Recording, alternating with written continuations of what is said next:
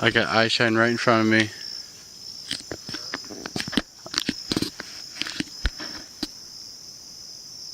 I said, there's eye shine right here, left of me.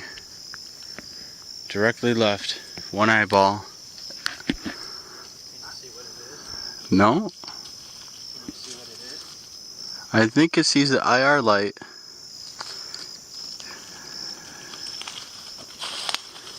Hit it with the thermal, look at that.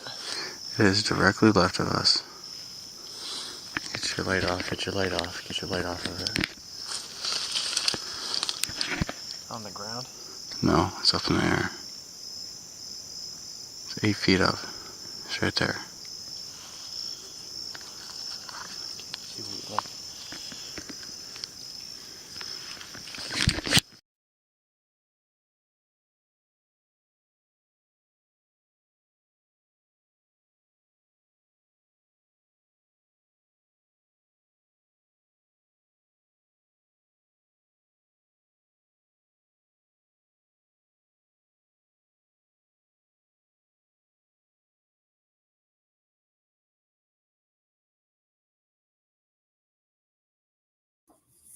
All right, guys.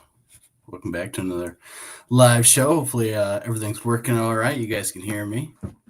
I had a little behind and stuff, so I did an extra little video for you guys. So hopefully you enjoyed that. If you guys are new, never seen that video, that was actually some red eye shine that we got on the 168 expedition in Florida, with Kara Arnold, of course, heading that. And that was in 2020, actually. That was, wow, time flies already. So yeah, we got a pretty interesting show and stuff. Let me get a couple things around. Let me check on a couple things. been having some trouble over on Rumble streaming live. So for some reason, it just doesn't seem to want to stay connected or connect while we stream live, and I have to upload the videos later to there.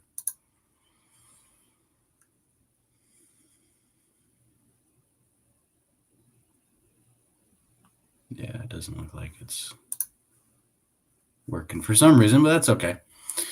So yeah, we got a pretty interesting show, I think, of course, with a couple interesting things. I actually was going to work on a bit more and stuff, but some issues came up, so I wasn't able to. Unless basically my Google account and stuff, they I tried to do some stuff and they wanted me to re-sign in and couldn't remember my password. So now I get everything set, but it's going to take like 6 hours to verify it's me. So unfortunately, that kind of stops what I was trying to do with my Google account.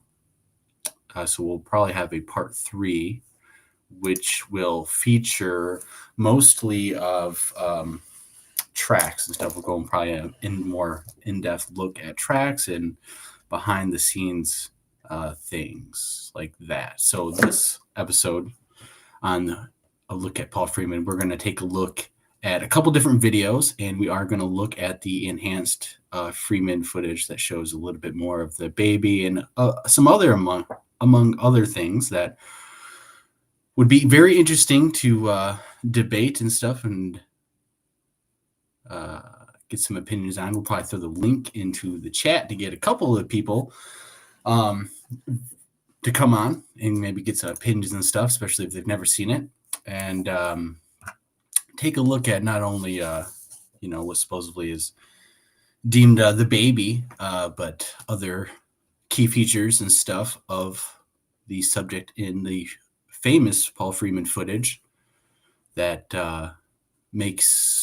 might make you question whether or not it's a person in a suit, whether or not it's a real animal, and get into how Paul Freeman reacts, of course, his story afterwards. But first, we're going to kill some time, and we're probably going to get into a little bit of some tracks and stuff with concerns that Ray DeHinden had. We might play a little video on that. I was kind of working on a bunch of different stuff, but I think we can pull up some photos of Paul Freeman tracks and stuff, especially his early tracks, and concerns that Ray DeHinden had. We might play the video over on Squatch Archives, and then get a little bit of feedback from Jeff Meldrum. I watched a couple different videos over the last couple days, obviously, since we did this last show on Paul Freeman, and learned a bunch of actually good information. Did answer some questions about details regarding various different questions that I had and raised. So we're going to dive into that. And pretty much get into the actual footages and stuff, and especially when we look at these enhanced footage, both the first film and the second film. But the second film is more important with extra details and stuff that, will be very interesting. So we're going to look at that as the most important thing, but we're going to watch some, maybe pull up a couple things and stuff, and so we get started. Hopefully, if my Google, they're supposed to send me an email, it's supposed to take 6 hours, and unfortunately that was not too long ago. So, but if they are able to do it, we might be able to pull up a lot more additional information. All right, so we got a question over on I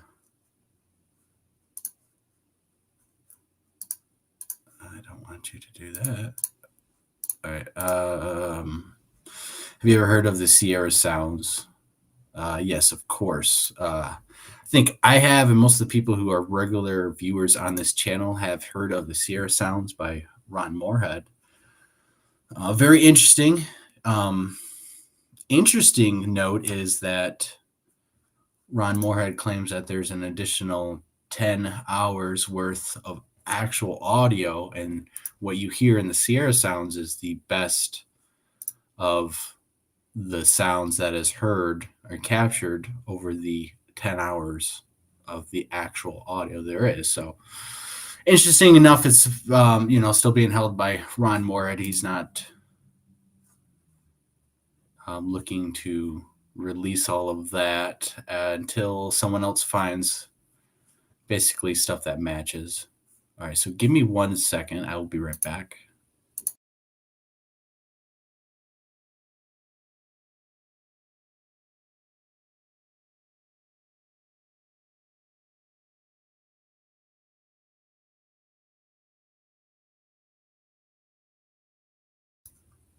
All right. All right. I just wanted to make sure, grab something real quick, and then let me pull up some of the Ray DeHinden stuff, because it's kind of comical at the same time. He's a hoot when he starts talking about Paul Freeman stuff, and we're going to take a look at the probably the one with the Jeff Meldrum comments. So we're going to go over to Sasquatch Archives and look at that video that's over on there. That was recorded by, I think it should say, but recorded by a number of enthusiasts over the years, like the other videos, and then luckily historically kept on to. And so we have these records to view and to watch and to, yeah. My history videos aren't showing up. Oh, that's convenient. Convenient how technology is supposed to be, so yeah, it's not letting me go onto my history. So I can't see my videos. Interesting. I mean, I literally can't pull up my history. History will show up here. Let's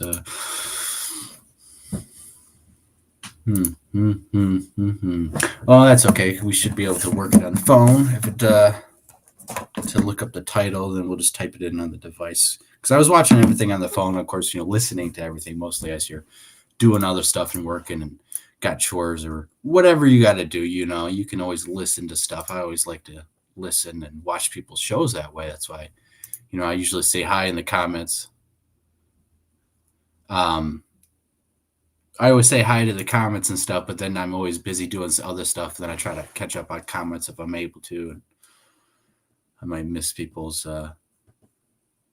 stuff. Okay. Now we have it. There we go. Okay. So yeah, I watched a couple of different things, listened to a couple of different things, and it was pretty interesting. I liked, I haven't finished all of it, but the 1996 Sasquatch Days with Dr. Meldrum. That's 6-parters, pretty interesting. I watched part 5 and part 6 with him explaining really Jeff Meldrum's account where him and his brother went out to surprise Paul Freeman, and they basically showed up at his house unannounced and stuff, and he took him out to an area where they were out driving and found, I think it was like 50 tracks or something. We could probably listen to that, or I think there's different interviews where he says it's probably better audio than on that one, where he's giving a presentation in front of a bunch of people, and he's not quite away from the river. He's not quite. Sorry, I'm trying to read this and stuff. He's not quite one-on-one with the camera operators and stuff. So,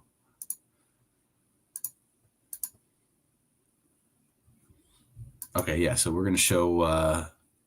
This is the video on Sasquatch Archives. It's called Ray DeHinden discussing Paul Freeman footprint cast 1989 update with Dr. Meldrum's comments. That way we can also get a little bit of feedback with Dr. Meldrum and stuff. And it's kind of funny to hear what what Ray DeHinden's concerns are and stuff. And I have listened to a little bit of that back and forth, which is in part 6 of the previous video I mentioned, where Ray DeHinden actually goes at Dr. Meldrum pretty hardcore, I'd have to say, for being at a some type of event and stuff, they actually go back and forth, and Meldrum holds his ground, is very adamant about these casts, and but there is some more stuff we'll probably get into part 3, where there are actual different hoax allegations and hoax admittance by some of these researchers, where they talk about. I know I was watching an interview with Michael Freeman. He said his father stopped going out and getting casts and stuff because at a certain point in the mid 90s, he started getting potential hoaxed. A lot of people started messing around with him. And so he was potentially getting hoaxed out there by other people. And so there are some confirmed hoax tracks that I'll say like the big researchers like Jeff Meldrum and Cliff have admitted, but also, so I don't have all that compiled together for us to watch, but we're going to listen to this, talk about the very first tracks casted by Paul Freeman with Ray DeHinden, and then we'll jump into actual, of course, the baby video, and maybe some other stuff that would fill up the remainder of the time. We'll go about 2 to 3 hours on this one. All right, so let me get this going. Appreciate everyone who's here. And I apologize for Rumble. If we will definitely try to get to the bottom of this. It's fortunately a pain.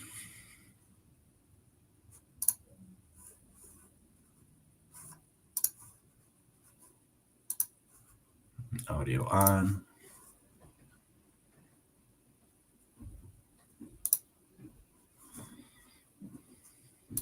All right, so we're going to probably read this and stuff. That way we don't get no issues and stuff too much. So in 1989, researchers Art Kappa, Doug McCoy, and Mark Francis met up with Ray DeHinden at the Vancouver Gun Club, where DeHinden had worked for many years.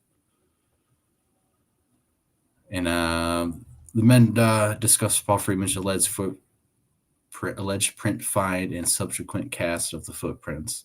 This is an updated version of the video with aspect ratio corrected, and comments by Dr. Jeff Meldrum. Many thanks to the researchers of Larry Lung for archiving and making this footage available. Appreciation extended to Gene Robertson for acting on Larry's behalf. And shout out, of course, to them, because they are the ones who did a lot of these home videos at these conferences and stuff. Of course, gave them to Todd Prescott, I believe, Sasquatch Archives. And that's why we're able to view this stuff and look at it in a historical perspective, and also and in news and in information that, we're trying to discern to the public, because this is a lot of stuff that people haven't seen, haven't known about. And there's plenty of videos on Sasquatch Archives that you would be surprised with how much information, especially of these old-time researchers. And, some of the stuff that they talk about, I know it was at the end of one of these conferences, they start talking about the UFO and Bigfoot connection was like the next talking point that someone else was going to present. Of course, the video cuts out before that, but it's kind of interesting that even back then, in the early 90s, late 90s, mid 90s,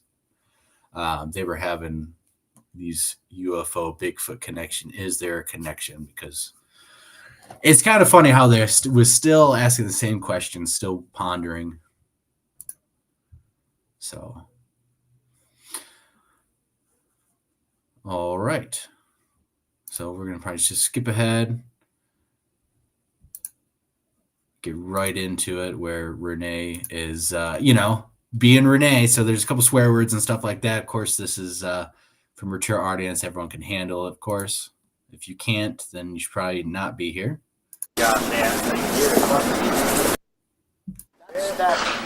That's the one going down the back. You guys? Yeah. The track up here is 4 to 6 inches wide. So they're lining them up. and they're going Which to chest? view. Look how small the toes are there too. Well, How stupid. that's not really They get going. a key thing to it in a way. But the toe arrangement, I mean, it's just bloody How's it going, ridiculous. Tommy? Freeman said we confronted him, and he said what's his name? This Tyler said to him, "Look at this. How do you explain that?" Freeman said, "I don't know." I don't know. Freeman found them. No way. Here, measure 100 inches here. Move this 3 times up, will you? That's about 100 inches, right? Yeah, 30 said 90, 90. That's how far them tracks were away between here and there, between 80 and 19 inches. So Renee's giving his input. 1, 2, 3, 4, this one. He really at the gets back. into it. Hey, come I'm on. gonna probably put the link into Come the on. chat if This goddamn toes would be in that thing, people but wanna there would be join, an entirely talk about it. different thing. 100 inches, 80 to 100 inches. like The Texas guy Jack or just absolutely. Tommy, Brent, And if there's crayons, Pat, he Nikki, has anyone them. else out there That's and his stuff, but tracks. He made not the copies. probably not It says right on the random side. people. And the guy just This stands time there and around. says, I'm going to sell them to the public. I laugh at couple The times. guy's a crook. Plain and bloody simple.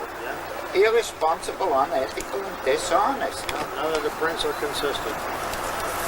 Change over. All right, now show me about the toes again. All right. This is when they really Okay, have issues. this is a right track, okay? Okay. Because look it's at- like this here. Okay, so it's the right foot, right? Right. So turn around. So here your big toes and the other toes in this curve here. Right. As you can see, they're stretched out. They're not like this, they're stretched like this. You see that? Yeah. Okay? So this little toe would stop, the bone would be in here, right? Right. Which is, I would say, close to half back in the foot, right? So the toe is here. You have a bone structure here. Here you got a bone, here you got a bone, you have a joint here, right? Right. Right? Now, just stay here. So this here is the next, number 4. There's I'm- left, right. That's number I'm 4. looking still. That's right on here. And on the edge here you can see it says Freeman Krantz. He made the copies. I was there, I got the photo. This is the same foot, the next step. Okay? Number 1, That's where it his looks to issues me are. like this is the big toe. Right? Right. More or less. It's So not the even big toe is at the wrong side of the foot. Number 2, let's assume now that this is the little toe, which of course is screwed up. You see how the toes are like this, curved? How can this little toe now come up here? You see? How Yeah. can this toe here be up here? We interrupt. All right, so this is where they're going to give the Jeff Meldrum intake opinions on there. I'm going to stop it right there. I am looking up a couple other things right now to pull up. So hopefully that will work out better than other stuff. So give me a minute on that. I'm going to put the link to come on in the show if some people want to join and talk about this. We might read. Got a couple things and stuff, but most of the tracks and some of the stuff we're going to wait for the next show, which will probably be probably next Tuesday. I might not, probably not going to have a Saturday show, so it'll probably be next Tuesday. Let me look, get it on here. Should be.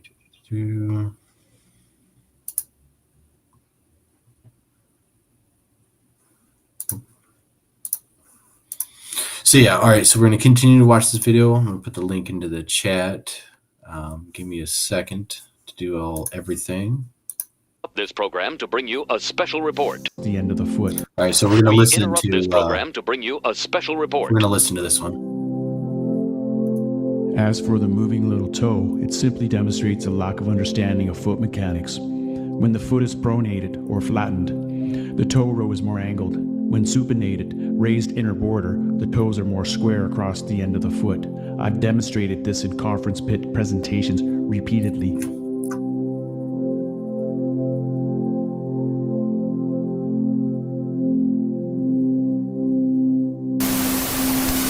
Concerning the short, odd-looking tapered toes, it's a result of the manner of the Sasquatch step, which usually pushes off from the forefoot rather than through the toes.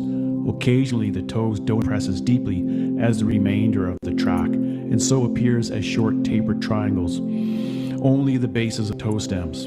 I can demonstrate examples of this alongside other footprints of the same individual with the full length of the toe fully impressed.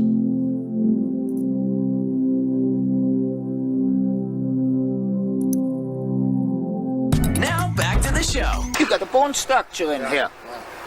Yeah, so a lot of the issues there, and I'm trying to look up some tracks that I seen earlier, but I can't pull them up for some reason. For some reason, it's not doing the same stuff, but a lot of the,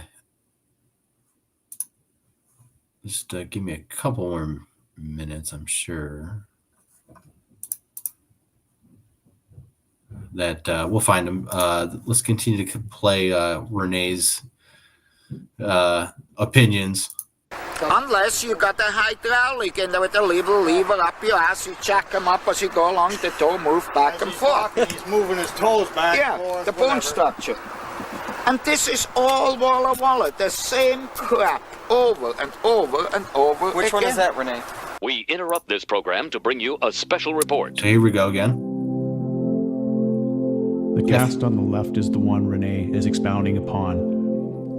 It's the same individual as that cast by Wes Summerlin, a remarkably clear and undistorted footprint. On the left, a cast by Wes Summerlin. On the right, a cast by Paul Freeman.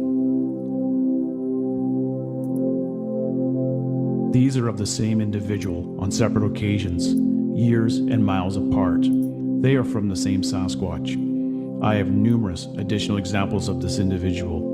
The subtleties of foot mechanics involved in supination/pronation movements evident between these footprints should clinch it for anyone in the know. Now back to the show. This one here is the one up on the road where there was two tracks, one on the bank and one of them right beside the road.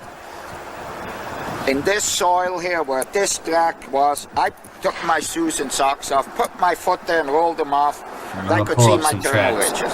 I had to go way down to look at them, because it compressed that little top layer of soil, and I could see my turtle ridges in the heel. I didn't look in the toes. I was just concerned. I'm going to pull up a couple Now different you look at tracks. this track here in the same soil, there are no thermal ridges here. I mean, this would have been an ideal place for thermal ridges. Yeah. I left thermal ridges. You know, there are no cracks in here, no nothing. What is it, left? Is it right? How can you tell? Looks like a right, a left one. I want to emphasize one point that continues to make the rounds. And then, of course, this is Jeff Meldrum who's making these comments. It was asserted that in the succession of prints, there were two left footprints in succession. I specifically challenged Mr. Dehinden to demonstrate that with documentation, at which point he recanted and acknowledged that he had said sarcastically to one of the onlookers, it may have been Joel Harden, that there might as well have been two left feet, implying that he thought the evidence so dubious that it wouldn't have surprised him if there had been two left feet in succession. I encourage people to stop repeating this facetious misstatement. Now back to the show. You know, how can you tell? We can also take a look at some of the comments by Joe Harding and what they got opinions of. I think there was a link of that I had saved that talks a little bit about a couple different things, but of that particular opinion, the Border Patrol agent. All right, there's a link to come on the show. If you want to come on, let's get some opinions and maybe some interesting discussions as we talk about Paul Freeman as we get closer to unveiling the enhanced baby footage. that will show a couple of different things, not only supposedly of a baby, but a couple of other interesting angles, let's just say, and aspects of the footage that, we can discuss on whether or not it's a real or fake and stuff. And then I'm going to try to pull up some of the cast tracks that were found, obviously, on that one. And then there is another big story that we're going to get into probably on the third stream about this, where it's more opinions and stuff about supposedly some of these tracks that Freeman found belong to the same individual. And this was supposedly a female that is in the Freeman footage, the famous Freeman footage, where she can be seen. And this female, supposedly by the tracks, opinions by Dr. Meldrum and Cliff Brackman, and some other researchers who have casted these tracks from the same individual, they believe that to be authentic and stuff is one of another reasons why Jeff Meldrum and Brackman are very stand behind one on their opinions on Freeman, because of these tracks that they found, along with how they're found in different areas, and they have a particular feature that can be. They have a key feature that they determine it comes from this female and stuff. It's not Cripplefoot. They call her by a different name and stuff. It's we might actually hear it in one of these different videos and stuff. But that I'm probably going to compilate some of that because I heard Michael Freeman, Paul Freeman's son, talk a little bit about that, and I have heard Jeff Meldrum talk about it. Also, I believe that is a part of his first tracks that he discovered with his brother. Again, they kind of went to Paul Freeman's house unannounced, and they drove to an area. They found a bunch of tracks. They left and got some plaster Paris, and then they went back to the site and then casted some tracks, which I believe was of the same kind of individual. And there was like 50 tracks that he, walked and checked. That's why he's very adamant and doesn't believe there's fake. But there's other stuff that we're going to try to pull up some videos and stuff. There's just a lot of stuff, a lot more than I can do in a part 1 and part 2. So we're going to continue to do this. The restream link is in the chat. So if you want to come on, talk about it, I would like, of course, be professional, courteous, and respectful, obviously. If you're, I would really like some of the other people like Brent and maybe Pat, who are a little bit more skeptical of the Freeman footage and of Freeman and stuff, to get some of their opinions. Sorry, I'm all got the hiccups, and get their opinions on the Freeman footage, especially the enhanced version. This track was like this. I blew a little dirt away when it was in here up, but there's a ridge up front. Blew a little dirt away, and I wanted to get the dirt out of the holes, in the toe holes.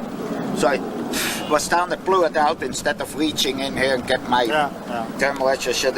And I blew a little dirt off the top ridge, and underneath it was a little dirt with skin pattern on it. Because I was way down, blowing it like this. I had my eyes closed, real close to the soil. Yeah. I don't know if I had my glasses on or what. I might have, because I was watching for thermal. And here was a piece of soil with the skin pattern on it. What do you mean, skin pattern? Oh, it's imprinted. There was a ridge up here, okay? Yeah. In the ground, okay? I blew into the hole here where the toes were. Right. And on that ridge was a little dirt, and I blew it up, I blew away. And there was a piece of dirt laying there with skin pattern on. Like somebody touched it? Which indicate to me that the guy patted it down, and then sprinkled dirt on top. Right. How did that goddamn piece of dirt with probably, with the skin pattern on? Yeah. But anyway, even all beside all that shit, he does have a little problem with, with that and stuff. And, the whole thing with dermal ridges, I think, is especially with plaster Paris, is, that's not really reliable to really get and stuff. Dermal ridges can be created by the settling and finishing of the plaster Paris and stuff, not necessarily because there's actual dermal ridges and stuff there. There's a whole complication with kind of that in plaster Paris, especially if it's not done right. The inconsistency isn't perfect, especially the way the ground is. I mean, it's, you're not trying to get a perfect cast of the imprint and stuff. It's never perfect of what the foot actually looks like. It's usually the damage done by the foot to the ground. So you're getting, as close as you can to perfect, but it's never really going to be truly perfect. All right, I got a couple tracks from Paul Freeman's first encounter and stuff that Ray DeHinden is talking about right now, where some of these tracks are what Ray DeHinden is saying is, some of the tracks look like they're two left foots, and he took the same left foot and made two different tracks, and instead of using a left foot, a right foot, a left foot, right foot. And some of these toes, especially on some of these, like on this one photograph that I have saved, I'll pull up here in a little bit. The toes kind of look a little funky, a little wonky.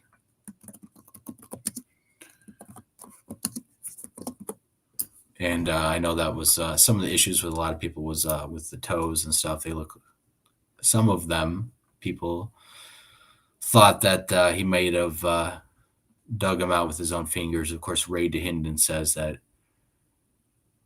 he dug it out and put a little dirt on top.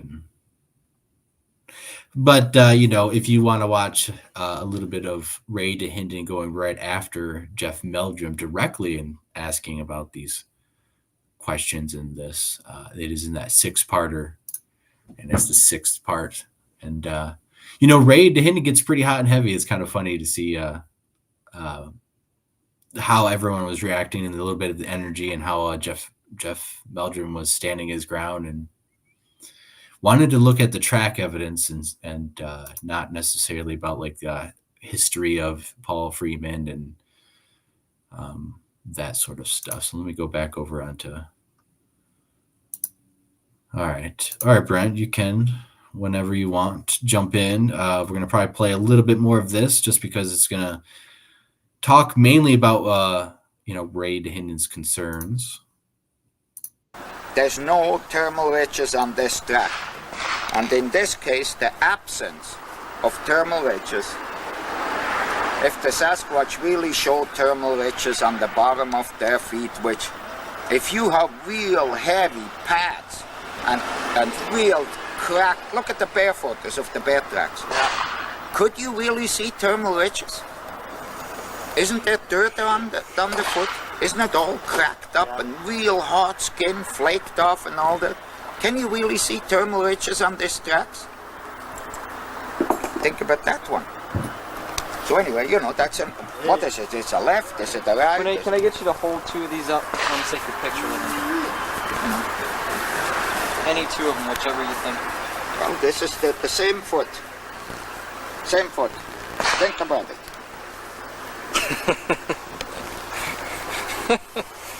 Oh man. Same foot. That's number 2, and this is number 4. Okay, look in the camera. Same foot. How can that be? He made a big boo-boo, I think. The Hinden was there. Yeah. He screwed up. He screwed up. I think he made a big mistake. And you see, he phoned Krantz the same night. He went into town, phoned Krantz. So that's the big thing right here, is why he thinks he's full of crap. Now I forgot if he phoned that day, because he didn't come back with the plaster pairs. We made the plaster pairs the next day. Yeah. But he phoned Krantz, and he said Krantz, according to Freeman, sent some of his students down to pick him up. Okay? Picked up the cast. A few days later, 1, 2, 3, 4, 5, I don't know how many days later, Krantz came by and delivered the cast to Freeman, according to Freeman. Anyway, it says right on the Freeman cat. If you look at any of his casts, it's written on the side. Now, Kranz knew I was there. He never came to talk to me. Kranz never commented on these tracks anyplace. Yet here he writes his scientific papers about how real they are. Now, any idiot who looks up can see that they're faked. Yeah. So therefore, how often, how many fake tracks can Freeman find till even Kranz gonna smarten up? You know? Kranz never made a comment. He didn't have them on display up there. Maybe he knows they're faked. I don't know. But why didn't he put them there? That is a good question. Well, just look at the tracks he had there. And look at the goddamn handprint he had there. Yeah, right. And then this here up here, you see, Doc? I tell you what, Renee DeHinden would be a hoot to just absolutely have and stream nowadays. Like, the amount of ball busting he would be giving everyone for all the crap is awesome. So it's hilarious to hear him, talk shit and stuff, because I can imagine the amount of red-faced DeHinden we would get with all the crap that it is nowadays and stuff. So the link is in the chat if people want to come on and stuff. Got a little bit of troll over. Looks like I'm gonna get rid of that. Anyone come on and gives their opinions and stuff. We're gonna listen to a little bit more of DeHinden and stuff, and then we're gonna take a look at some of these tracks and stuff, and then we're gonna probably get into the main event, of course, especially if we have some people to come on. I would love to get, of course, Brent's opinion, and hey, Nikki, if you got some time and stuff, you can come on. Texas Jack. Yeah, Renee's opinion on Todd Stanley's Muppet would be hilarious. A lot of the audio and stuff, and some of the stuff that's very cheesy, and you got the Lara Croft Tomb Raider. You got a lot of people who, are very passionate, very nice people, but, it seems like they flip on the switch to fantasy world, and you go out in the woods, and then, Bigfoot is surrounding you, and it's in this bush that you took a picture of that you walked past, 30 seconds ago and didn't see anything, but somehow it comes up in the picture. So there's a lot of just nice people living in this fantasy world for some, reason. I don't know. It's apparent. And I think Renee DeHinden would just slice everyone open like hot butter with a knife. Honestly, I think he would just he would be too much. He'd probably be canceled by all the woke people. He'd be too much, I don't think everyone could be able to handle him. So, all right, so let's continue to hear from Mr. DeHinden. This is number 5. This is the one which slid down the bank, So you put your heel in, and then it went like this here, supposed to walk away. The heel there is about 5-6 inches. Here it's 4 inches or less. Yeah, that's a skinny, skinny heel. And you see, the same type of track was found in June the 10th of 82 when Freeman had his Sasquatch sighting. Joel Harden has a picture, the Forest Service has a picture where this track slides down the bank, same as this one, about 4 inches wide, and the same track where it slides down and then it spread down, you got the toes.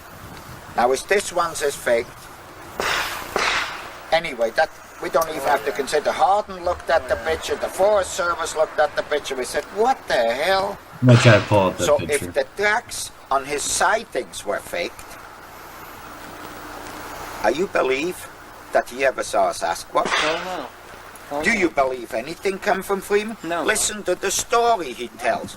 He constantly, he said totally, if this guy were being caught as a witness, A half smart attorney would shoot them down in the first 5 minutes. Yeah, eat them right up. Eat them right up. Yeah. You know, and here is Krantz at this goddamn conference, standing there and says, we're gonna sell it, we give the money to ISC, you know, and stands there, blunt, holding a Sasquatch conference in an university, an idiot who believes this type of shit.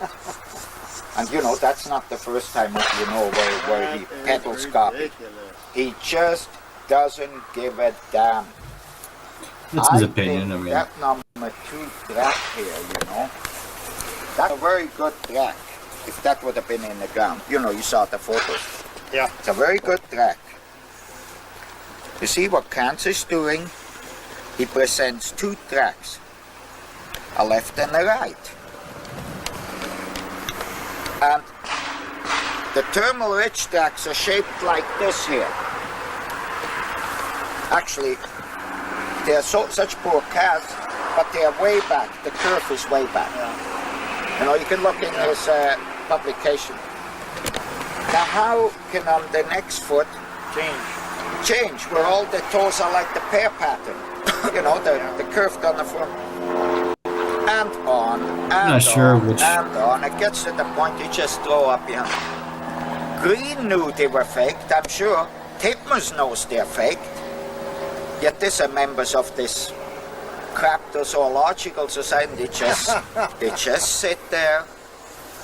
They just sit there. They don't say anything. They don't scream. They don't jump up and down. They don't confront the guy. Hey, in my view, if you support shit like this, even by not saying something, then you're equally guilty. Sure. Hey, that sounds, I guess we get his opinion on what he thinks about people who support hoaxers or are friends of known hoaxers or friends of the people who are grifters and, you know, exaggerate and hoax and all this stuff. They're guilty, just as guilty of it. So we're going to pause it right there. I think we're going to switch over and watch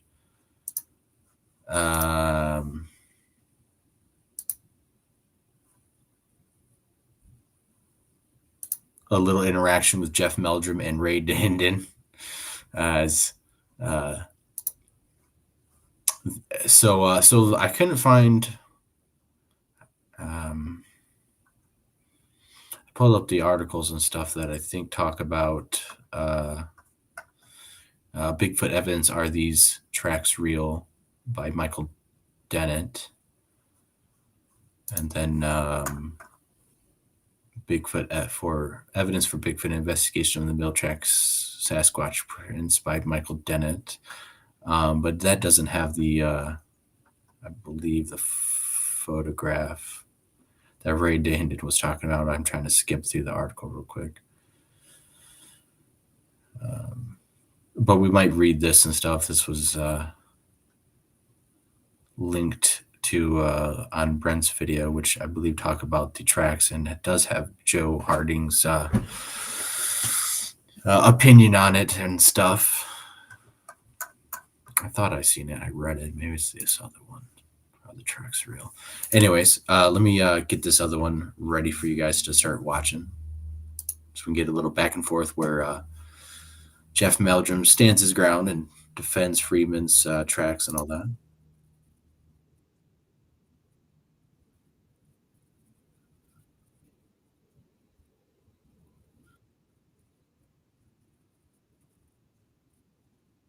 Who's that? Who's the guy in the red? Anyone know? I might be wrong, but that might be a young.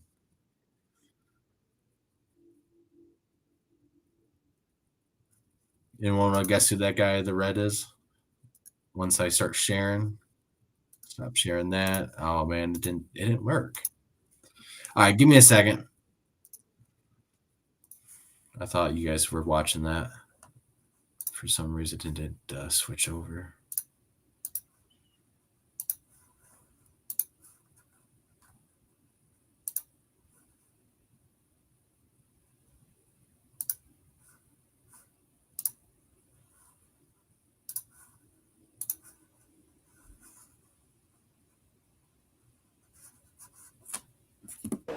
Interesting to try that. I mean, that's what needs to be investigated, you know, and that's the thing with any video, especially when it's not corroborated with tracks. Daniel Perez, right there in the red. I'm not trying to convince you of the red was fake. I'm just simply positing some hypotheses that suggest that there's more to it than just, say, brushing off lightly and saying, oh, it's just a man in a monkey suit. You have to demonstrate to me then how that was constructed. Yeah, I know how that is, man. There's all these hypotheses about you know. That's what I love. That's why I love being able to put some headphones in and just listen and just listen to your phone. I want to see the suit. You can't tell me that someone constructed something as elaborate and compelling as what the person on the Patterson film, or the subject of the Patterson film, was. Let me skip ahead a little bit. Let me skip ahead a little bit. Yeah, Renee DeHinden is kind of hilarious when he starts getting riled up. I kind of enjoyed watching him in all these different interviews and stuff where he gets worked up about some other people. Like I said, I can only imagine how he would be here nowadays. They're driving forward. So he does talk a little bit about. If Freeman faked these tracks, he knows. If this is the case, we might as well all pack up and go home. Why? If I had he's ready to throw down. See him pull up his pants. I'm not vouching for all of the Walla Walla ones. I've only seen. If some of them are real and some of them are fake, forget Walla Walla. Period. Well, for one thing, Okay. Well, there's no sense. Are you saying that you did not track out the step-by-step chain of evidence from the initial point until I tracked it out as far as I could under the time. Yes. As far as I could under the time limits. We went back to where we saw the first track we could find coming upward. We followed it step by what distance? Well, like I said, it's that stretch of road is probably about 50 yards, and then it goes down.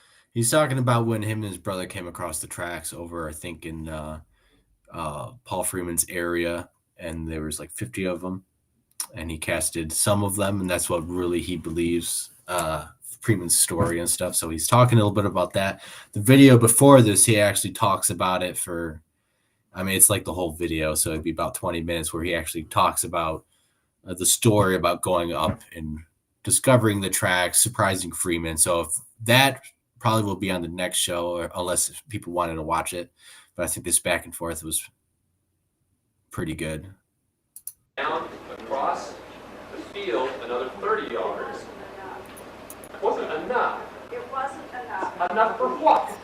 Track to see how long you can track this animal, where. This is just hilarious sometimes. You go out and manufacture 45 footprints, even if they're the most ridiculous looking footprints that come even close to this, and then tell me it wasn't enough.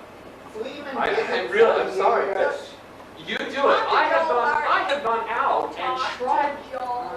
So I that don't care what Joel Harden has to say. Oh, which Gee whiz, I don't believe Who the it. hell are you? Look, again, you are Let's not a talk about plans. No, I'm not. But what I'm Oh, saying is there's I'm Renee. putting up some points, some anatomical points. Same with the video. You are I making don't it care. up.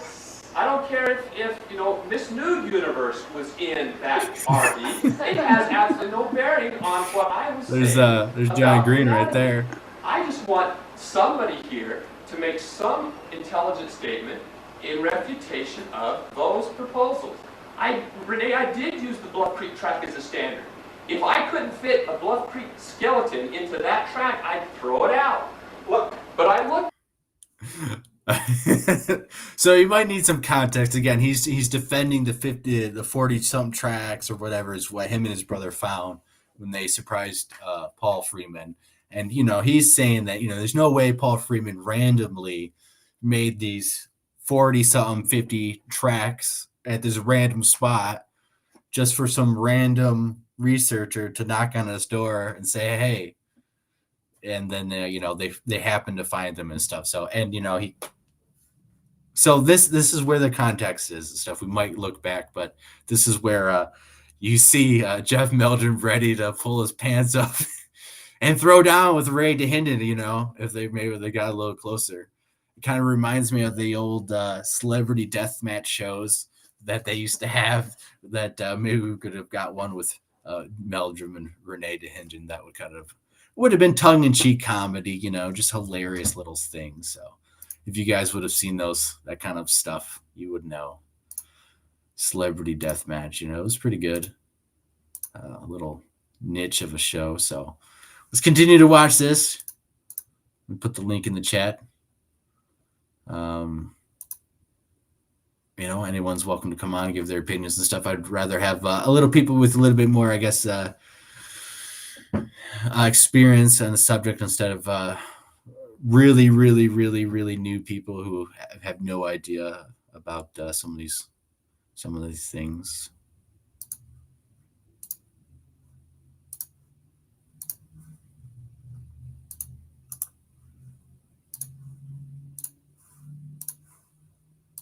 Yeah. You know what I did? Where are my footprints? Lately what I did, look at the curve. Where's my footprints? And Just ready to throw down. They're a Walla track where the joint of the little toe is 50% of the length of the foot.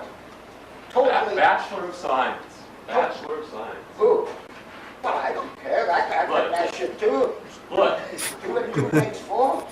No, Renee. That test is a bloody fake. I was there when it was found. I did the test. I got the photo. Okay, but you're calling this the end of the track right here. Well. And then that's where you're getting your 50% from here to here. Right here. You take, this is the Hold out the joint stick. here, okay? Yeah. And you measure up, it doesn't matter. You measure up from here to here and take a bluff leaf cast and see what you're going to get. The curve there is incredible. It doesn't work that way. You have no power in that foot. None whatsoever. They don't use their toes to push off. You know, if Don't use you the want toes to to talk push about the cracks, and the anatomy, you know, on the And you know, where you thought it shows the muscles from the anatomy. I don't really think that was clear enough. Well, I said that the figures that I'm having to work with at this stage are not as clear as what I was working on the computer screen, and I'll give you that I am asking you to use to interpolate a little more than I would like. That's But, where I think the danger comes in doing a little more interpolation. Are there any further questions? Yeah, I'd like to ask him with regards to this photo here, where would the ankle joint be placed, the shin bone? The shin bone, if you take this as the back, which is, it has to be. I believe so. I believe that's all right, then Daniel the transfer President. starts I to could be wrong. again, 42%. Wouldn't it be off balance? Because, I mean, you look at the frontal mass of the foot, especially towards the small thing that Renee pointed out. There's the foot right there. That wouldn't be off balance. That's not so different than a human foot, with the exception that the heel is exceptionally long. we might skip ahead a little bit. Person in the chambers that constructed the suit. Yeah. I've learned that, you know, crack.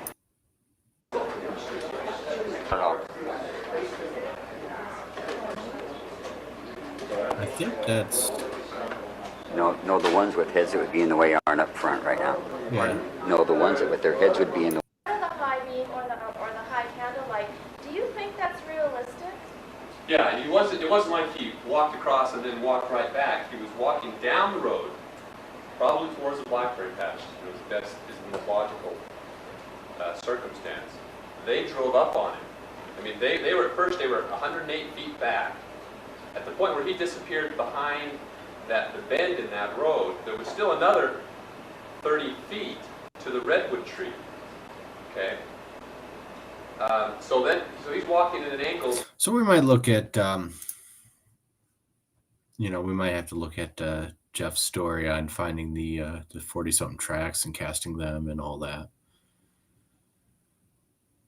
Yeah, Daniel Perez, he has the Bigfoot Times news article that he's been doing since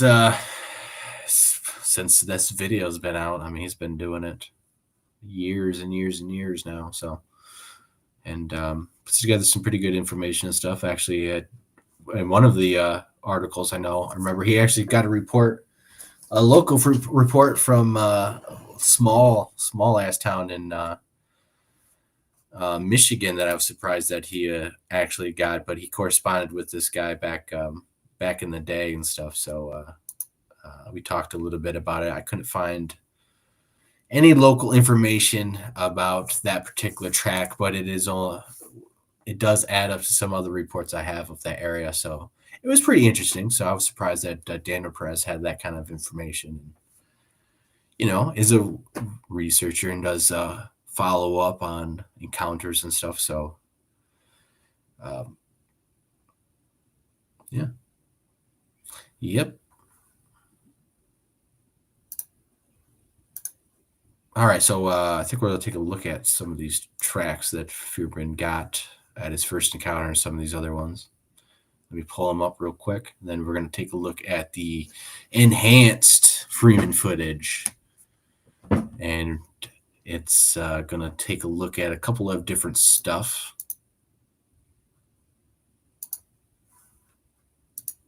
And then, of course, the main feature, supposedly the baby. Let me pull up some of these images.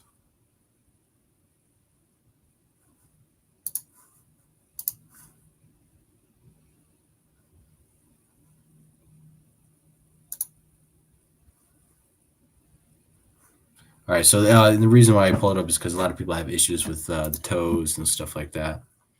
And it's probably hard for you guys to read, so let me find where I can read it a little easier.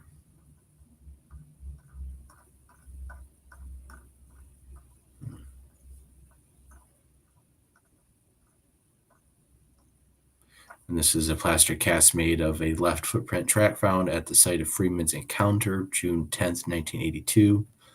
Measures about 14 inches long. We believed it is almost certainty that this track was touched by someone before being cast, a trait that was all too common amongst early researchers. So yeah, there it is. There's one of the tracks. I don't know if I can make this a little bit bigger. Just looking at myself. Yeah, so a lot of the tracks and stuff, some of the toes look a little wonky, like, someone just drew them down and stuff. So I know a lot of people have issues with that.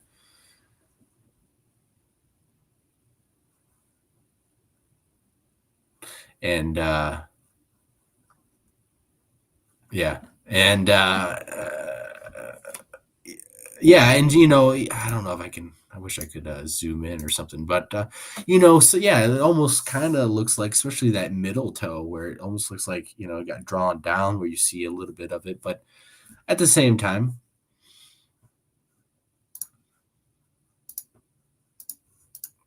Freeman did cast a lot of different tracks, and these are from his first encounter and stuff. And I know Ray DeHinden, the video we just watched, said that there was a big track where it slid down, and supposedly Ray DeHinden's opinion is that same track or pastor or whatever was used not only in that first trackway, but then was casted almost the exact same way. He thinks the exact same forgery tool of whatever made the exact same cast and track. So he got upset about that. He's upset about the dermal ridges, upset about supposedly finding manipulation in one of the toes where it looked like it was dug out, and he found human dermal ridge parts, of course, sprinkled, covered up with dirt. Let's bring up another picture right now. And you can watch more opinions from Ray DeHinden. And again, we just watched a little bit of the part 6 out of 6, with Jeff Meldrum presenting his opinions on foot track morphology and Freeman stuff. So you guys can watch that. We'll probably play more of that on part 3, or if we have time. It's been about an hour. We'll probably have time. All right, so let me add some more stuff. It's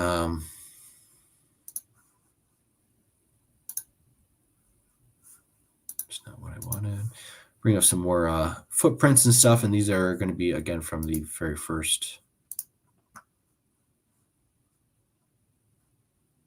sightings and stuff. We're going to a couple different tracks that we're going to take a look at.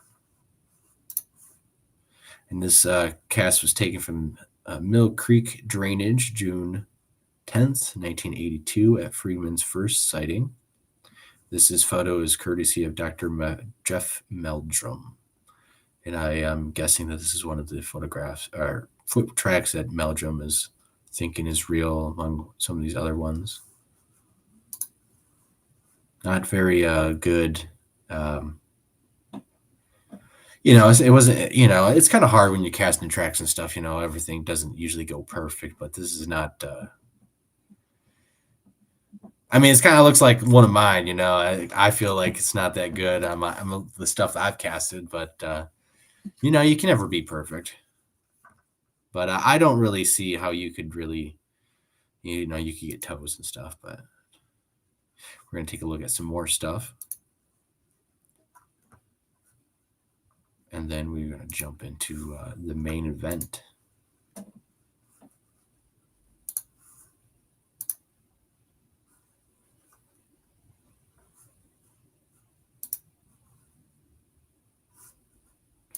That didn't work out. What the heck was that?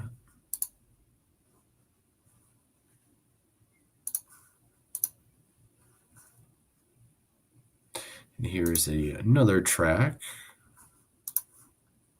This was a photo taken June 10th, 1982 at the site of the counter with, again, different looking tracks, different pictures of all of the same encounter, which was when he basically seen a herd of elk running across the road, and he was suspicious on why the herd was running the way it was, what was chasing it. So he got out of his car, followed the herd of elk for, I think, 3/4 of a mile, he said, where he came very close, face to face, pretty much with Bigfoot. I can't remember exactly how far away it was, but it was close enough that, Paul said that he seen the hair shag up on it, and he felt like he was possibly gonna, be attacked. I listened to, which we probably could listen to that too, actually. Let me pull that up so we can listen to Paul Freeman give his own story on the events, some of these events. While we take a look at these tracks, and then I'm actually kind of waiting for someone to join the chat before we get into that video and stuff, because it'd be nice to get other people's opinions on it. Of course, where Brent said he'd be on a little bit later and stuff. I know I did a little early, but we had a lot of content to go through, and so much so that it's going to take a whole nother show at least, because there are different sides to it. And I think it's very interesting that, you have a little bit of evidence that leans to a little bit of both sides of, some kind of, things don't add up with some of these tracks. Then some of these tracks do seem to be kind of interesting and possibly verified with some of these other researchers in, miles away having the exact same foot imprinted. Jeff Meldrum and Cliff Brackman believe heavily on this female individual, that these tracks were casted and found in different areas, and it's of the same individual. They're pretty adamant about that. All right, so this says left foot from wet trackway found after Freeman's sighting. And so, you have a little bit of, I think what Renee was talking about, where you have some of the toes are displayed way odd, different shapes. And sometimes they're like the one couple ago was very small and not splayed out and stuff.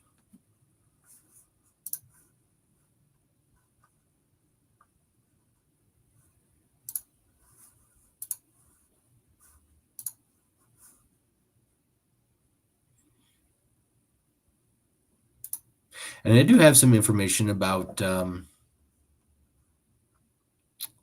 which I'll talk about once I pull up this article. That's right.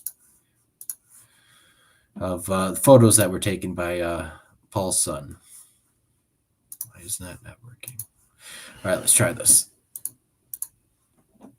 Skip that one.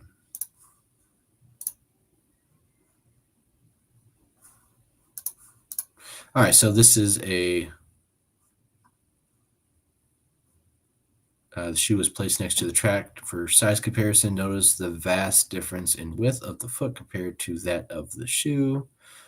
I mean, if I found these kind of tracks out in the middle of the woods, I would be pretty flabbergasted. When you usually find tracks, you re-see tracks. They don't have a lot of detail like that. I've seen plenty of people sharing tracks, and there's no toe prints at all. There's barely an outline of a track like you could see in this photo. But hardly ever have I ever seen a photograph that actually shows toes and pretty interesting stuff. So I know if I found one of these tracks in the middle of the woods, I'd probably be flabbergasted. But and what we're going to take a look at the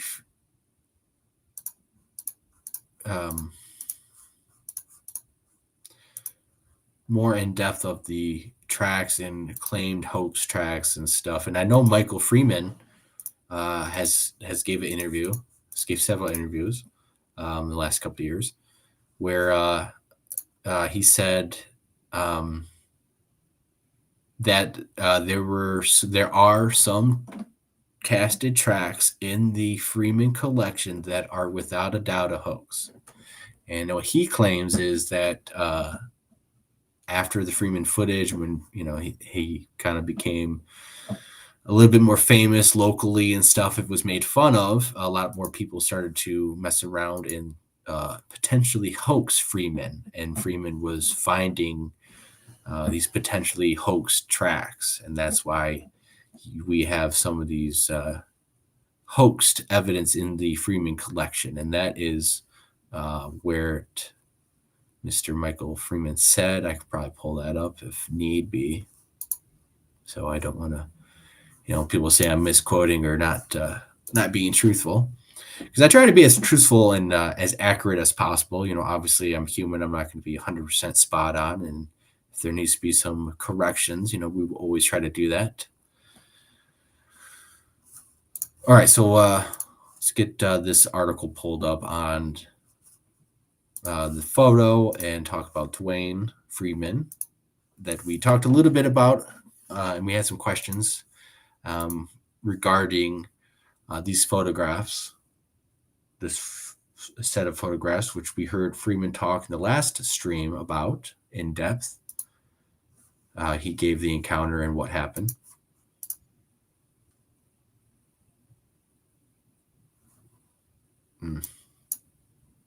I wonder, I think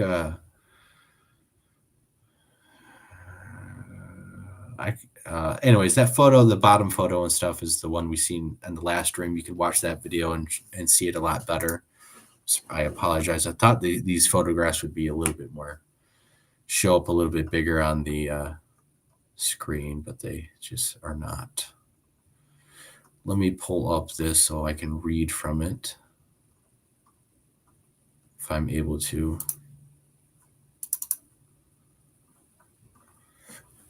No.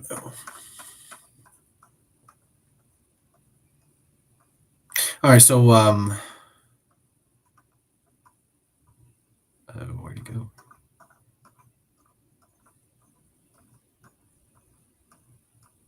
try to read from this article, and then we'll listen to Paul Freeman. And if you guys want to,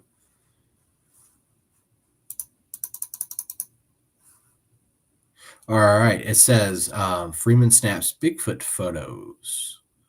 And the caption underneath the big photo is Dwayne Freeman took this photo Wednesday on the north side of the Mill Creek watershed. His father, Paul Freeman, was with him at the time. The photo at the right is an enlargement of the same photo, which Paul Freeman believes shows a 7.5 tall Bigfoot. Okay, this article is written by Kathleen Oberlin. And this says Bigfoot hunter Paul Freeman has obtained what he considers his most significant Bigfoot evidence yet, photographs. The picture showing a large...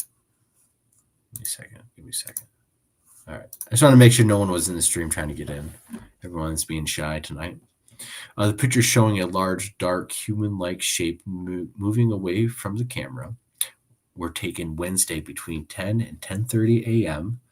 on the northwest side of the Mill Creek watershed by Freeman's son, Dwayne.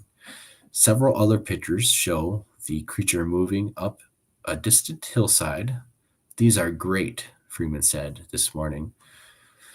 I know that people have said all along, he's lying. There's nothing there. I know what I saw. I know what my son took pictures of. He describes the creature as a 7.5 foot tall, 500 to 700 pounds, with a bulky build and extremely long arms. Its hair was dark and its facial hair was grayish. Dwayne Freeman spotted it first in the distance. When this thing came out of the trees, he said, he about fell over. Paul Freeman said he had thought the crashing through the trees was a deer.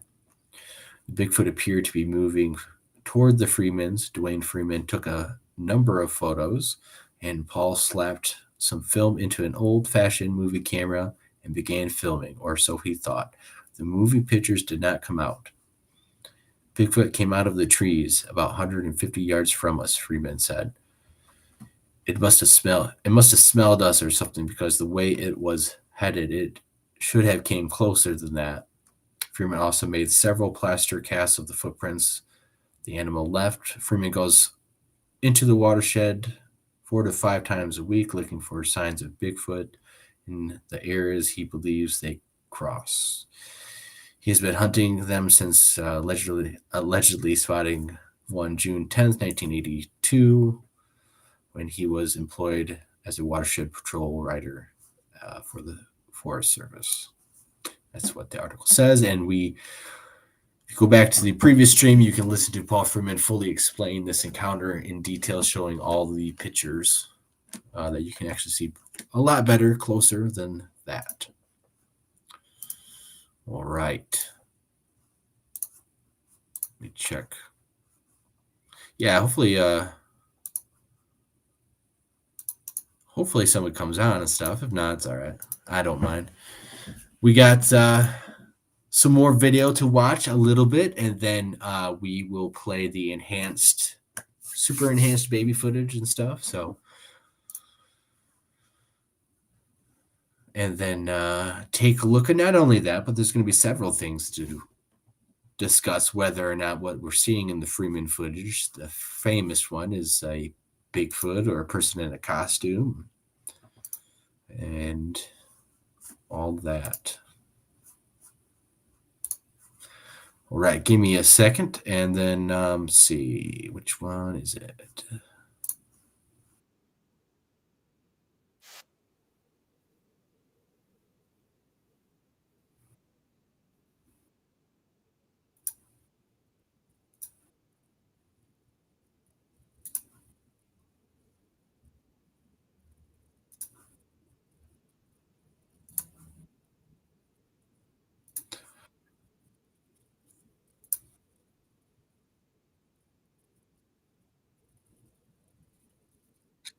You're trying to listen to this point.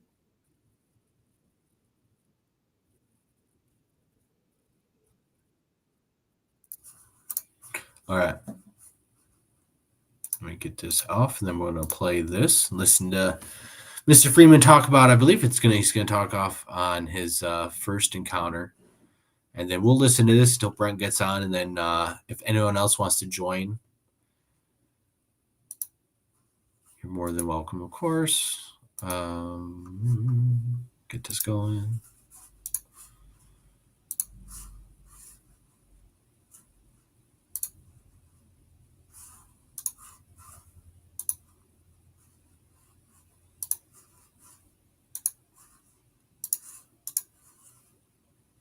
Take water samples and halfway, about 3/4 of the way around the watershed. Are you guys able to hear the audio just fine, or do I need to turn it up? No one said anything, so I assumed. And I was just up there and I seen these elk coming around the hillside running above the road. Yeah, that mom. And I thought, well, I'll get out and see what they're running from, you know. So I couldn't drive up this old logging spur, so I parked the truck and locked it up. And I had to walk about, I don't know, maybe 3/4 of a mile. I'm going to turn that up a bit more for you guys. I was coming around the road, made a S curve like that, and I was coming around this part of it. I was trying to look up, and this thing was coming off the bank right into the road. It seen me about the same time I seen it. And I didn't have nothing but a jackknife in my pocket. And I just kind of stopped because it acted like it was going to jump on me. The hair stood up on the shoulders and the head. Right here. And it just kind of was frowning at me. And it didn't running because I could see its stomach moving, you know, where it's breathing. And I thought, well, hell, it's going to jump on me. The only thing I can do is back up, you know. So I started backing up slowly. And I hung my heel on a rock and pretty much fell down. And when I got straightened up again and looked at it, well, it turned around and was walking away, going up the road. And every once in a while, it looked back at me, you know, see where I was at.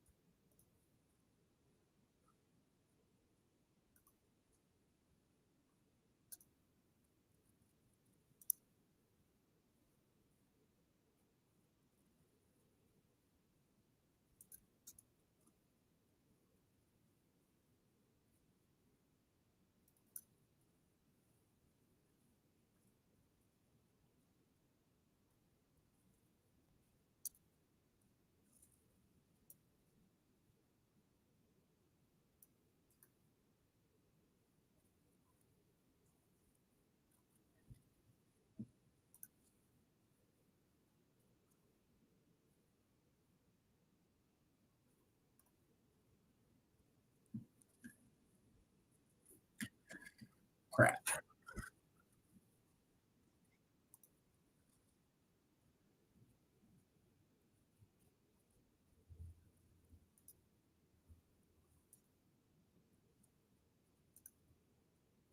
All right, I'm going to be right back. I'm going to go get my drink. It's out of reach.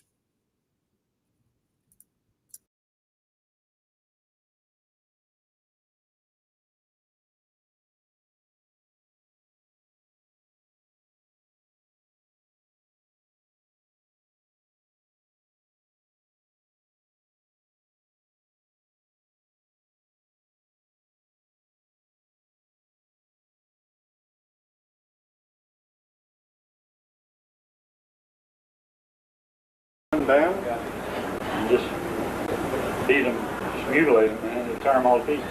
How do you mean tear them to pieces? I just beat them on the ground, beat them on the bushes. How much of that did you guys see? Because I apparently I was messing around, and you guys might not have been watching that, so I apologize. Yeah, this is kind of funky. So I thought it was playing while I was trying to upload other stuff.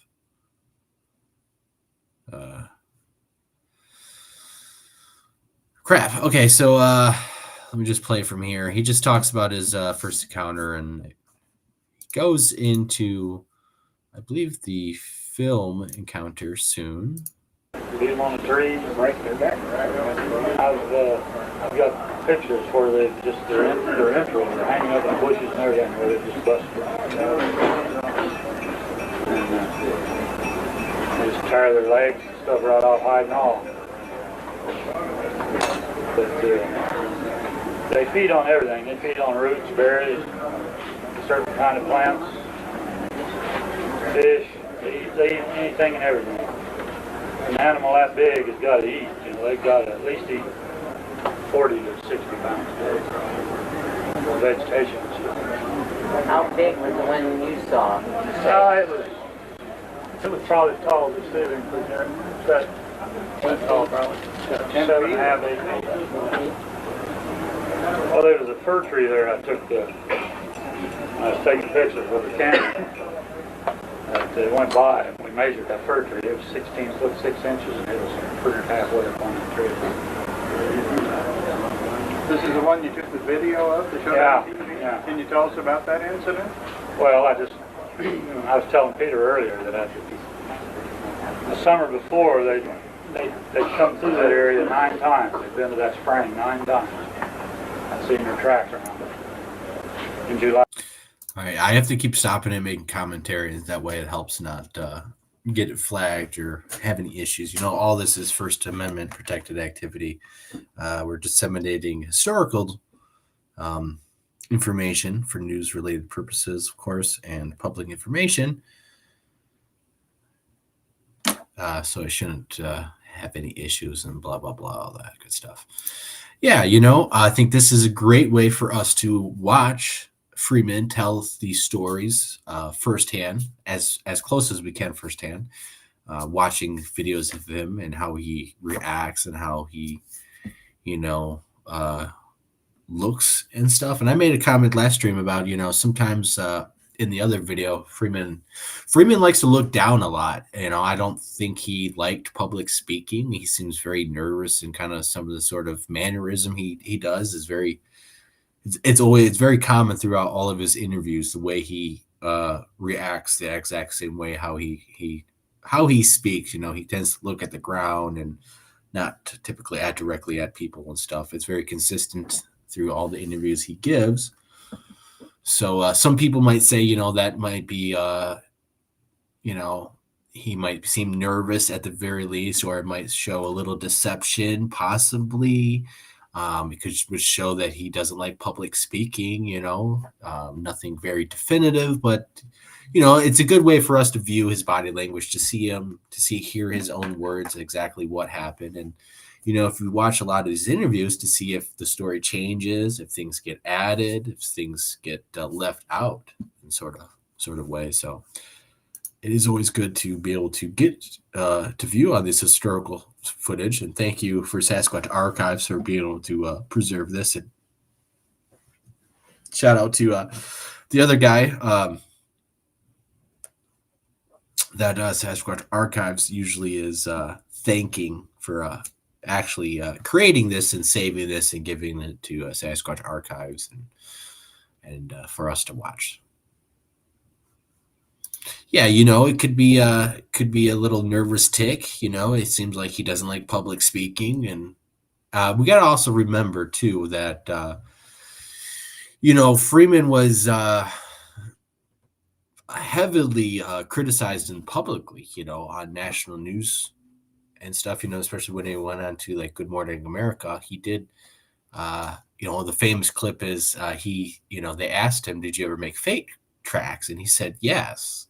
And a lot of people hounded him for that. And his son says, he made fake tracks to look to see if, what they would compare to look like to real tracks and stuff like that. And so I know a lot of people besides that have hounded him throughout the public media, news media. So he was getting shamed locally in town. And, something that at the time, he went through we don't have to deal with that anymore. We don't have to deal with that pressure of being shunned by the community and your families and your most trusted people because, you believe in Bigfoot or you found some tracks. We live in a completely different time where it's more acceptable.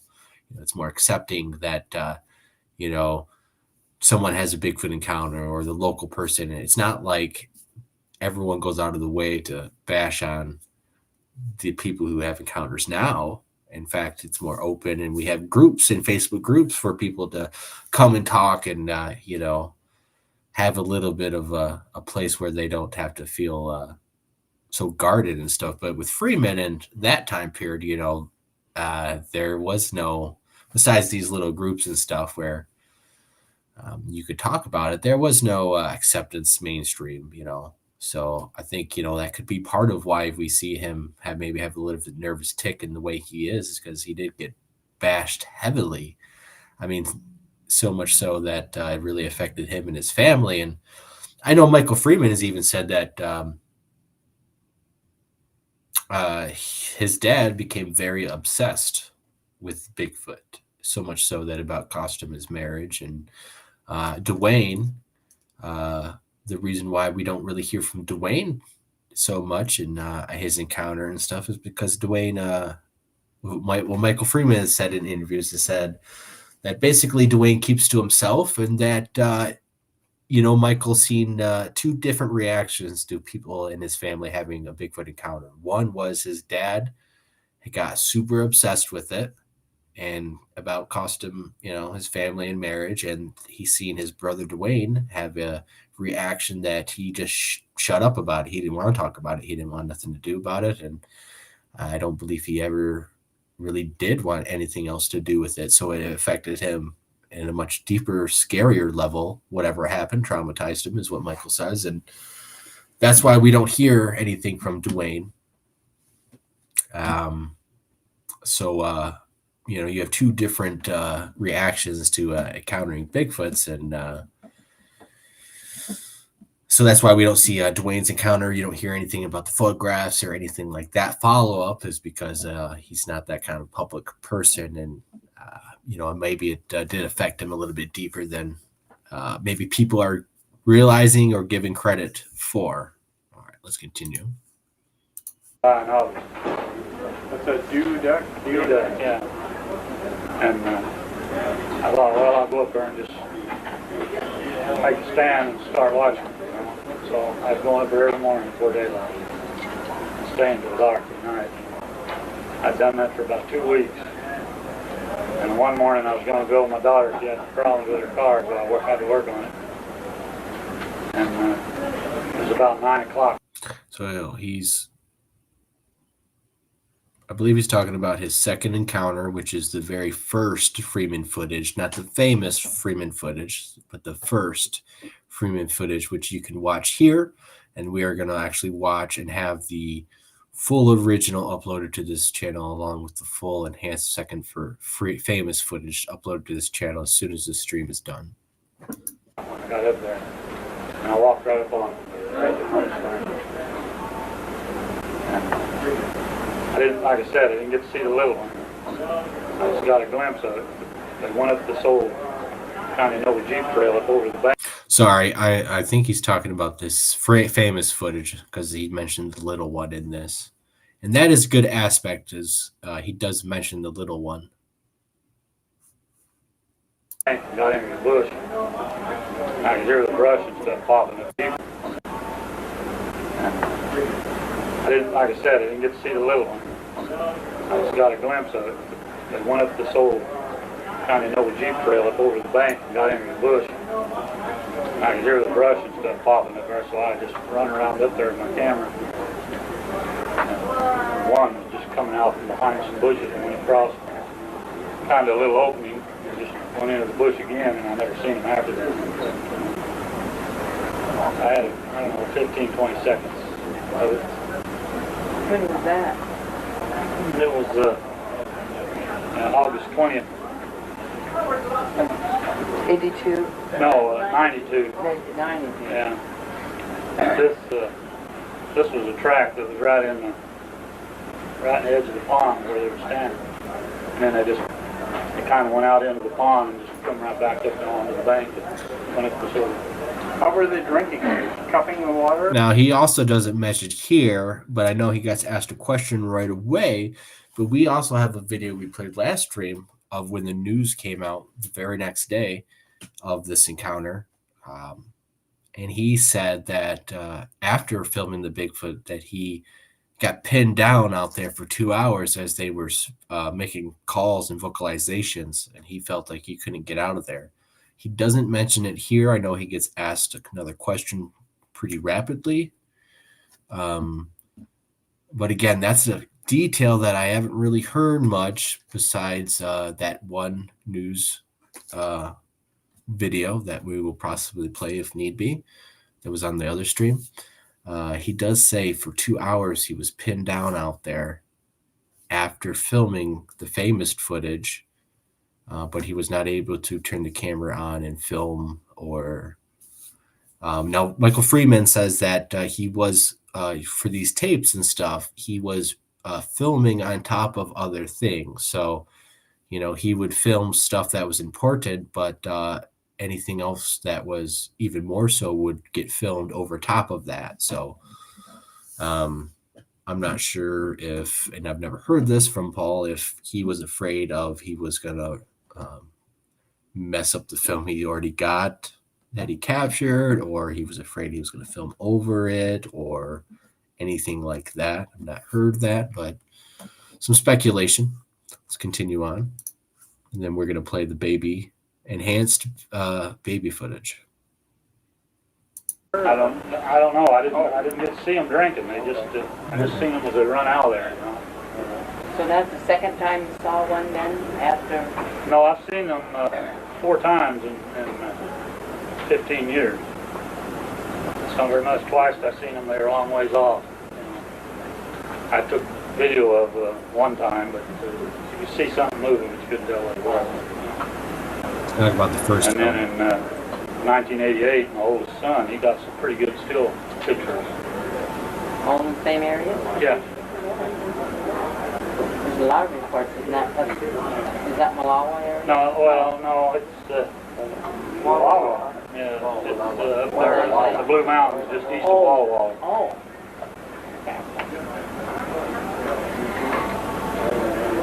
Well, you said there were 5 and there are only 3 now. Yeah, 2 of them left. There was 5 of them that come through there all the time, and one summer, spring there, that we were going up there, we found the ridge tops were all just tore up. Trees were pulled up out of the ground and pushed it all off, little trees. And after that, 2 of them left. I don't know, they left with a big one to come in there. Or something, I don't know. They either died off or they just left with another one or something. We never did find any sign. But now they're just an old female with 2 smaller ones. But they're pretty good size. They're probably 12, 15, 16 years old now. The old female. This summer, we hardly seen no sign at all. And last summer, we very little, just once or twice, we've seen some signs. We've never seen any after that. Other than the tracks, have you ever found where they lived? I've got beds packed out of the mountains and stuff. I've looked in every cave and overhang and. No hair?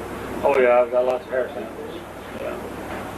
Yeah. Another thing is, Freeman had hair samples that he did send. I believe they actually are about to talk about sending hair samples in and what results or lack of results, I should say. But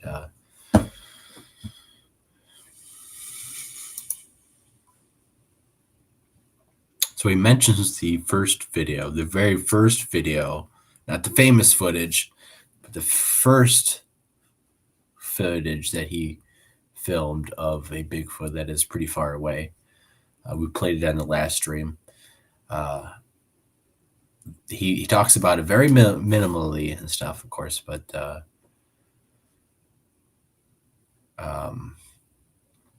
We are going to have the full length version of that uploaded along with it's actually enhanced too, so we're going to have both those up after this. Where did you get some of them prove out to be they think Bigfoot hair, and then some of it's just bear hair,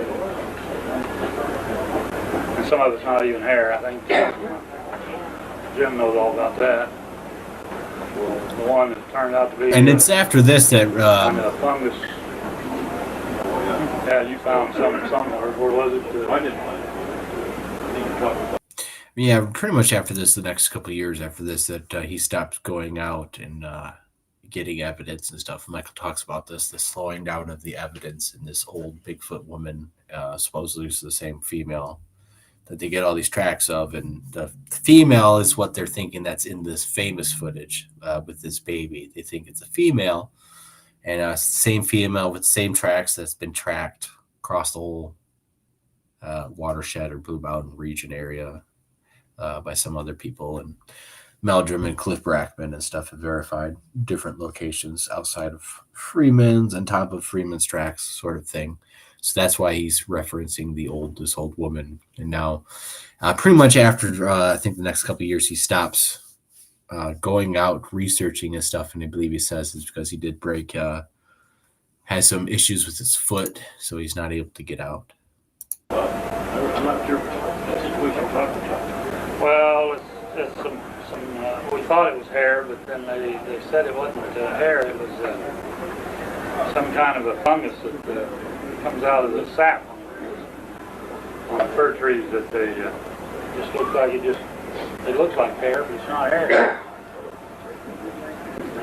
Henner, I think Dr. Henner said he thought it might be some kind of stuffing out of some type of fungus out of the tree. Or something that they've been into or something. Anyone know what he's talking about? Yeah. Did you ever pick up any odors? Yeah. Sometimes you smell a real strong odor, and then sometimes you don't. It just depends. I think they can throw that off like a skunk.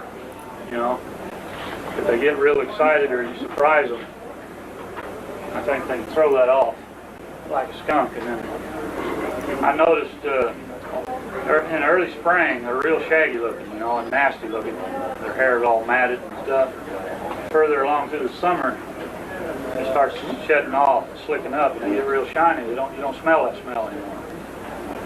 It may be wherever they stay or something, they wallow around in their own dung and the carrion. Maybe they eat, you know, through the winter, it sticks to them. I don't know. Maybe they just, you know, they pee on themselves. Did you smell at the time you got so scared? The first time? Yeah, the first time. But when I took the video, I didn't smell them at all. They're real pretty, shiny. New hair. The handprint. Was there only one that you found? No, I've got more. Oh. At that same time? Yeah. And was that in the same area? Yeah. Yeah, I've got 3 different handprints, 3 different individuals. Alright, so they're all different sizes. Yeah. It's interesting how broad it is, yet the fingers aren't terribly large. Fat. The digits on the side of it. You mentioned caves. Yeah, I don't know about them, you know, pissing on themselves and all that, because you would smell a Bigfoot that, you know, has piss and shit on them, matted in their hair. That smell would constantly be surrounding you through the woods a lot. That's not something they could turn on and off. And I've been in close proximity, and a lot of people say they have been in close proximity to a Bigfoot and have never smelled anything like that, to the point to where, you know, that's not something that, you know, they could hide or be activated and stuff. But there are a couple of things that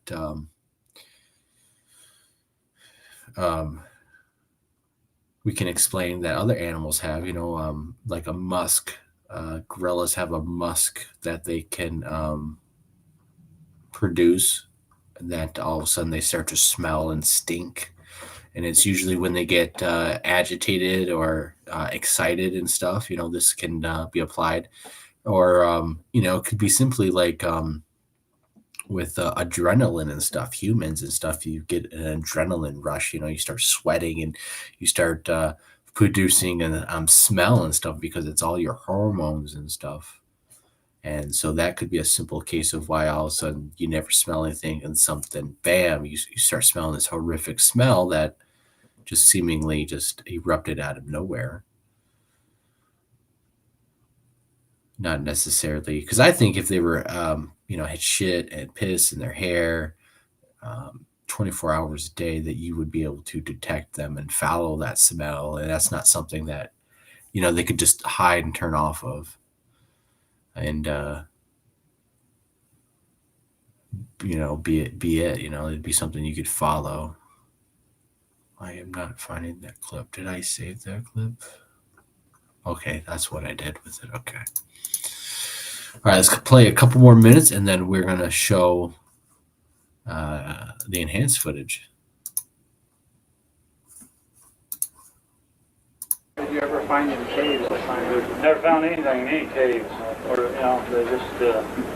I don't think they live in caves. I found lots and lots of their beds, and they're always up on the ridge top, out on the end of the point or something, where they can see everything, but you can't see them. And they only seem like they only stay there maybe a day or two and they're gone. Were they brown? Well, the first one I seen was a reddish brown, and the one I took the picture of was real dark, pretty black.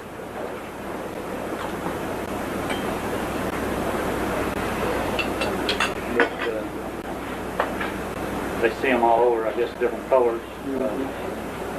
A friend of mine up there, West Summerlin, he's seen one up there that he calls a buckskin female. She's buckskin color. Are brown bears always the same color? No. All right, we're going to skip this because I don't think it's anything good. You can see everything from where they're at, but you can't see them if you're down, Yeah. Plenty of it. They had enough. Oh, really? It was on TV that they were going to have a report. Horse scat and bull scat and sheep scat and pig scat. Yeah, he that was pretty much it about the encounters. He starts talking about he has squatched crap in his freezer, and then his wife has complained a little bit about it, so he I think he got rid of it or something like that. But they start talking about they were gonna Freeman was thinking about drying it out a little bit, and he's gonna use the microwave and or the oven and stuff. So there's a little bit of some comedy about that, and they talk about that. But that's pretty much it with the encounter there. That's why I want to hear a little bit about him and get his perspective and how he acts when storytelling. So, and I think I am going to pull up the news article that we watched last stream, just because it has the extra detail where, Paul Freeman says he was there after watching this footage that we're about to watch. After filming that, he was out there for another 2 hours as the Sasquatch were roaring and stuff at him. Okay, so that did load up. Looks like that did. Oh, yeah.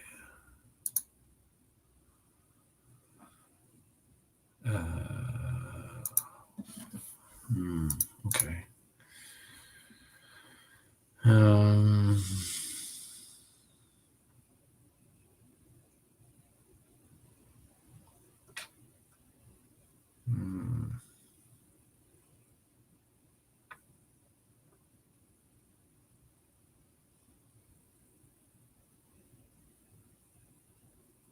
It's not there.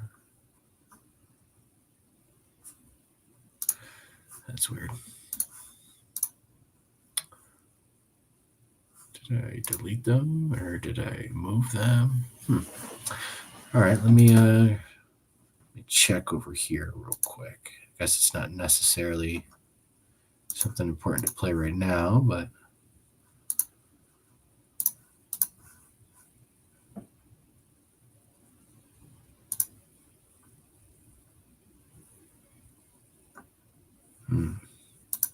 I don't know. I guess I am having some technical difficulties because go to my downloads for my videos and stuff that I made, and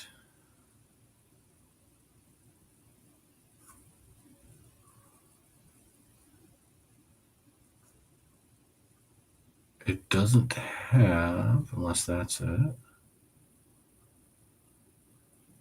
35 seconds doesn't seem like that's it. 12H8, 12H. Yeah, it's gone.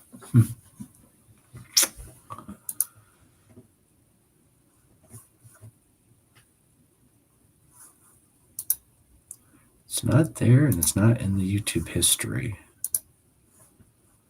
That is going to be fine.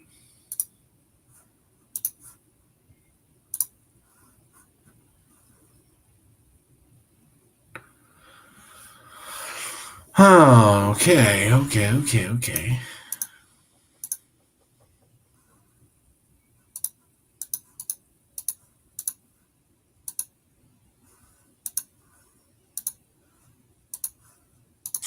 me delete some of this stuff, move some stuff around. Let me get the enhancement ready for you guys. Delete some of this stuff. Move.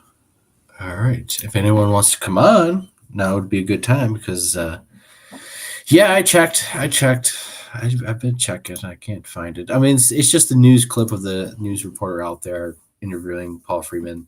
They're casting some of the tracks that was of the famous footage, and then yeah, it might be in my watch videos. That might be it. That makes more sense. Thank you, Batmom. I think that might be the problem. And he just gives the extra detail that, again, we didn't hear in this interview. We didn't hear in some of these other interviews where he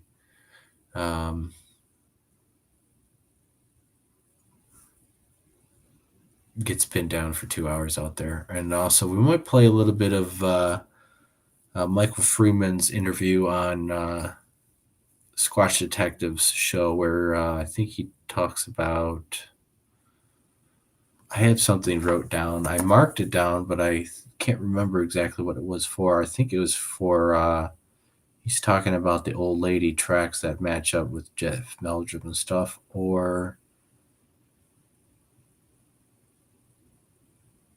he might be, I think that's it, or he's talking about Dwayne. So we could play that one too. To give more context and stuff of why Meldrum and Cliff think that some of Freeman's stuff, at the very least, is legitimate because of that one track way.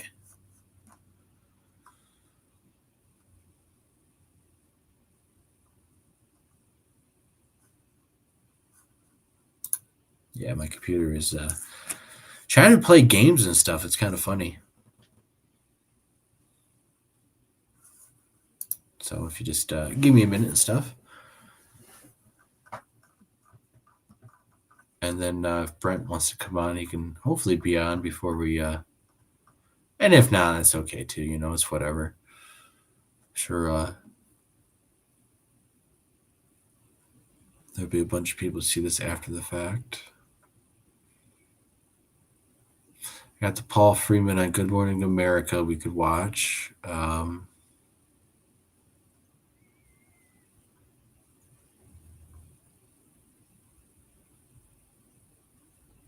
No, it's not on there.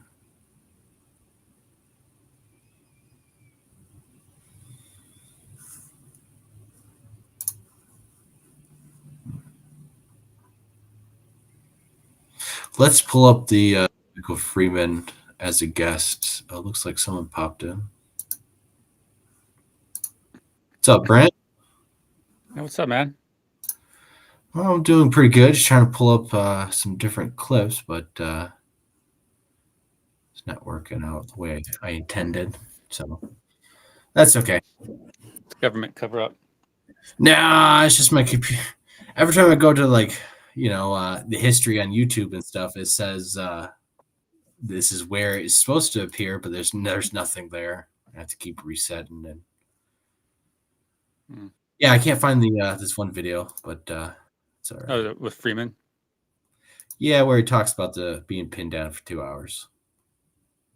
Yeah, that's man, it's like there's a lot to unpack with Freeman. You keep learning all these little nuggets of information and just really, I don't know.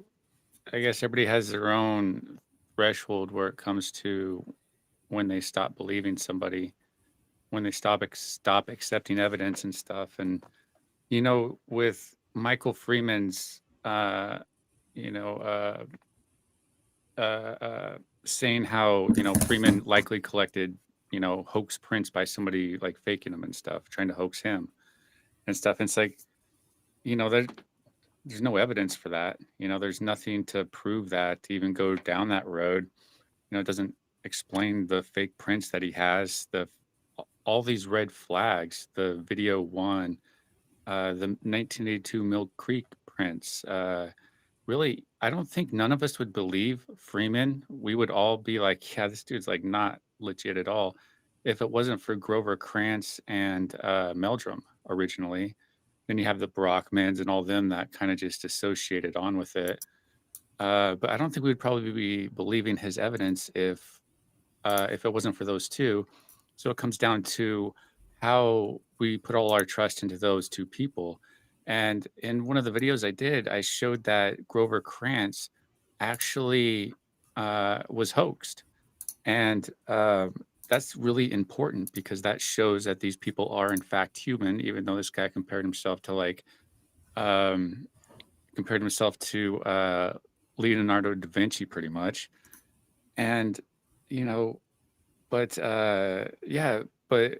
the J.W. Parker print, Grover Krantz said that it passed his secret 2-step system that he had that he'd never told anybody about, that it actually passed it. And Michael Dennett went and found this guy who actually sent the print, and the guy admitted to it. He's like, yeah, I faked it. I just wanted to see if Grover Krantz would actually get fooled by it, and it just like it blew up from there, and I just wanted nothing to do with it, and blah blah blah. And so that's kind of a big thing to put out there, that these people like Grover and Meldrum can be wrong. When you talk about Meldrum going to go see Paul Freeman, my question is, well, where did Meldrum get Paul Freeman's address? Did he contact somebody to say, hey, do you know where Meldrum or where Freeman is or lives? Did he ask Wes Summerlin, who is pretty much, a lot of people think that he's part of the hoaxing in the Blue Mountains during that era and stuff. And because he was like Paul Freeman's partner and stuff. And so it's like, well, what if Paul Freeman got tipped off that Meldrum was going to head over? What if Meldrum was talking to Freeman on the phone, got his address, and casually said, hey, man, don't be surprised if I ever stop by unannounced or something, casually and stuff. And, Freeman probably, got tipped off. Who knows? But I wonder how Meldrum got the address itself, and has he had any prior contact to him going there and stuff, because he puts a lot of his faith into Paul Freeman because of those prints. He said there's no way he could have went out there and made them while he was gone or something, or whatever, while they were there or something like that. He said there's no way, but Freeman did admit to making prints in the Good Morning America thing, which I don't really attribute that so much to evidence against him because it is edited. And I also agree with like Bat Mom and others that, and you all as well, as about how how he looks down and stuff. It's like this. I don't really kind of believe in body language in that way. For me, it's just like, what's the history of his credibility? It could be a number of things. It doesn't necessarily prove that he's lying or deceptive. It's Yeah, just yeah. a small characteristic that some people display. Yeah, he might be an introvert that's like, man, I just don't like public speaking and looks down. So it's like I even give him a pass on that. What I don't give him a pass on is him getting busted on the 1982 Mill Creek prints. Meldrum not giving in my opinion, I've never seen one, a solid rebuttal of why he thinks Joel Harding's assessment of the 1982 Mill Creek prints is wrong. And I was talking about this with Nikki. It's um, Meldrum hasn't put anything out there. He says he did, but Meldrum's whole thing is like Harding isn't trained in a Bigfoot print, but it's like, well, he is trained in a living print, and he's saying that that's not even a living print that made it. So it's like, there's some other things that Jeff also, I would like to get his opinion on about how it's written in Joel Harding's book Tracker, about how Freeman admitted to lying to law enforcement about seeing a family Bigfoot and creating the prints that are associated with it and stuff. And so my thing is just like, well, what if Freeman just got so good at hoaxing, so good at making prints, getting feedback and passes pretty much from Grover Krantz and Meldrum and others and stuff, because they need somebody that's out there collecting evidence. And another thing is too, it's like, look at Paul Freeman. He died due to complications of diabetes. So he was not a very spry individual. So the fact of when he talks about going out and these distances and stuff that he talks about and going out and doing all this stuff, to help create the, what he is saying to be more that we should trust what he's saying and stuff. It's like, I really question that he actually had that ability. I mean, to actually get out to, some of the distances that he's talked about how he was out there and it was like however far or whatever. And so it's like and the thing is too, it's like, man, he's like the luckiest person in the world. He's like the only one finding the Bigfoot prints there. In West Summerlin too, but I mean, we don't really count those because people generally associate the two together. And it's like, what? Well, there's nothing since then. But again, we're getting told to believe that it's true because of by these influencers that telling us that we should believe in it. And I'm saying, like, I don't know. And the fact is, they don't present all the information for us to really have our own opinion about it. Like, they leave out the whole Joel Harding thing and all that stuff. And I don't know. That's my little ramble on it. Yeah, I don't. So I have a clip with Jeff Meldrum we could watch that he talks about him and his brother driving out to Freeman's place unannounced, and that's when they find the track. So we could probably listen to that. And then I do have this the news story pulled up, so we could listen to this. And then Michael Freeman in this interview, I think he might talk. Either he starts talking about Freeman gets faked by some people and he admits there's fake tracks in the collection, or he's talking about the female Bigfoot. So we'll take a listen here. The trail. And what's interesting about those, and like I said, Cliff Berrickman is a good friend of mine, and we've had a lot of conversations, and he flat out told me that what convinces him that the footage is real is not the Bigfoot. It's the tracks. It's the tracks. And the reason for that is because we've seen her tracks before. We know who she is. And we know who she is because she has a very identifiable genetic feature on her left foot and on her left foot only. And it's what's called Morton's foot, and which means not just her big toe, but her second toe and her third toe are both longer than her big toe. And it's only on her left foot, and it's genetic and it's inherited. And we've seen tracks of hers that have this, and I have casts of them from 1991, the year prior, from Mill Creek Road. Wes Summerlin immediately recognizes those tracks in 1991 as an individual that he calls Big Jim. He has seen making tracks for years. Little did he know that, at the time they weren't thinking about sex, but this is most likely a female. She's only about 13 and a half inches. We see her tracks at 1992 at Deduck Spring. At the video, you can see them there in the road. And if you look at them, there's one good one right in the middle of the trail. You can see the Morton's foot, just plain as day, right?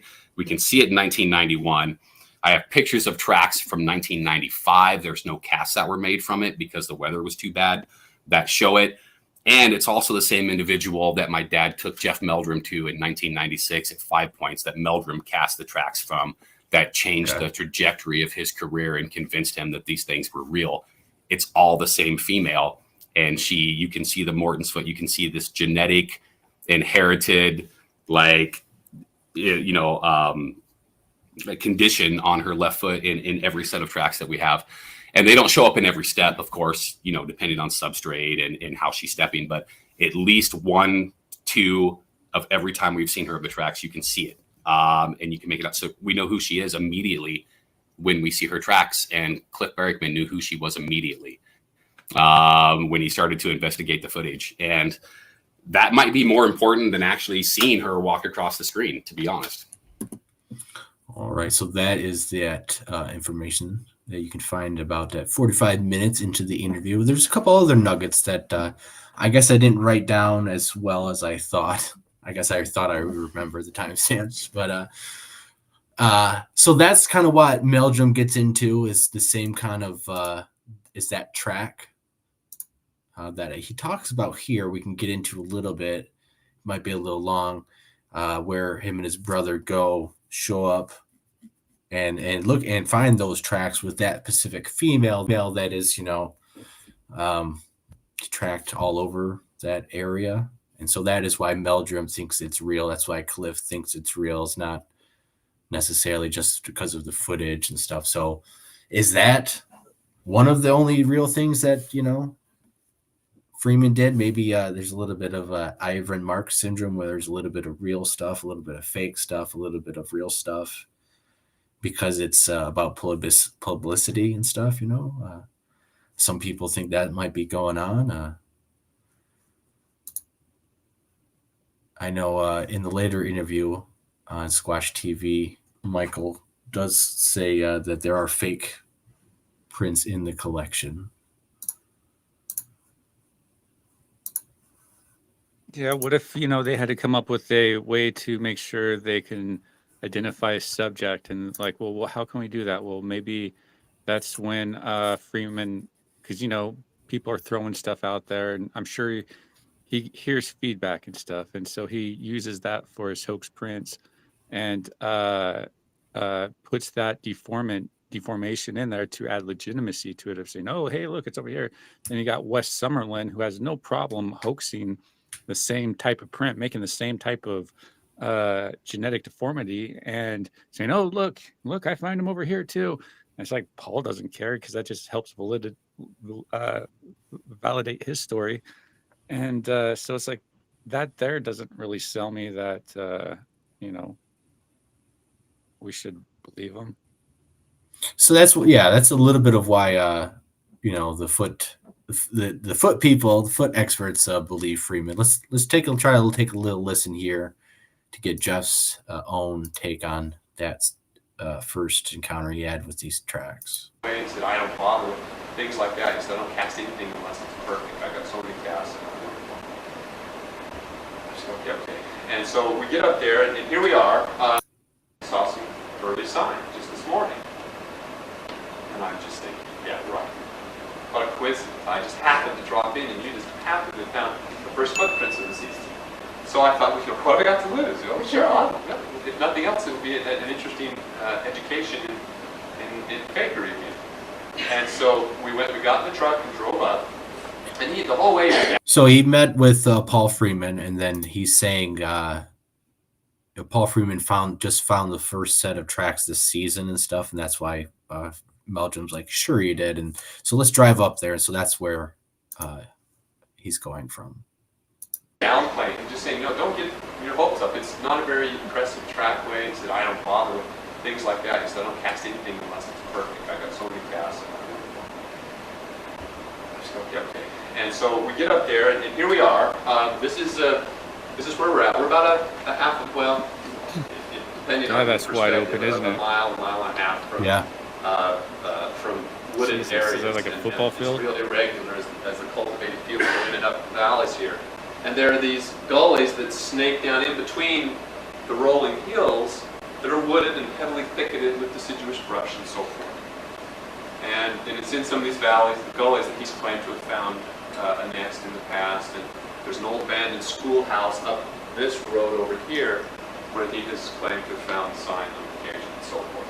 The gravel road comes up this direction. There's a farm vehicle, authorized vehicles only access road that comes across here, which we're standing on. And then it winds back up this way and back down this way and up along the gully. So that's sort of the setting. So we're walking from the truck. We park the truck back in the gravel road. We're walking this way and we start to see things. So this is one of the first things we saw. I looked at this and thought, well, that's not telling me a whole lot. It's possibly a track, but anybody could have made that with a little bit of effort. Then there's this one. You've got heel strike, or not heel strike, but heel impression here. There's this push-off ridge, though, right here. And then here are the toes, and you see that the rainwater's caused the sidewalls to start to slump in. Now this one was interesting. It took a little bit of thinking to interpret this, but the line of travel is this direction. Now you can see there is a tire mark. The farmers and the farmers' kids drive these little ATVs all around, four-wheelers. And so this is angled out. You've got the heel impression here, and then here's the midfoot right here. And what's happened, it appears, that it stepped at an angle, but then it spun on the ball of its foot, and as it pushed off, the toes, in this case it did push off, and the toes drug back. There's very adamant this comes from a real animal. Or fourth and fifth doesn't show up. Dragging back across the instep. I thought, well, gee, that's a little more complex. Then there were, along the shoulder of the road, there were a lot of really shallow impressions. Here's the impression of the big toe. You can just barely see the second, a little bit of third. None I of believe the these are fourth better and fifth. Here's documented the in outline different of the clips foot. we could watch These pressure for the ridges are next very show. compelling, very interesting. No other disturbance around it. Another one, going back the other direction in this case. There's the big toe right here, second, a little of third, no fourth and fifth. Here's the general pressure of the foot, very marked pressure ridges around the outside of the foot, indicating not a stamp, not a forceful stamp, but an even pressure across that foot. Another one here, this one was kind of interesting. This stone, well, the stone here under the foot pressed all the way down to the surface, to the level of the track. You can see the little shadow around it. This one wasn't pressed in, but was more accommodated on the edge of the plantar pad of the foot. Toe end down here. These tracks are what, 1 day old? One day, it was either the night before or the night previous. It wasn't clear to me how much it had rained on Saturday. So my suspicion is they were probably on Saturday night and we found the first thing Sunday morning. Because there were some tire tracks of that ATV, and the Bigfoot tracks were superimposed on the tire tracks. I would have suspected that most of that vehicular travel was probably on Saturday, and so if it had been laid down Friday night, it's more than probably been obliterated where it would have found. Yeah. Yes. So it sounds like he's saying that the prints might have been made Friday, and he was out there Saturday. Yeah, he was out there the next day. I think it was they were on their way to go look at other footprints that Paul found, and they found these ones.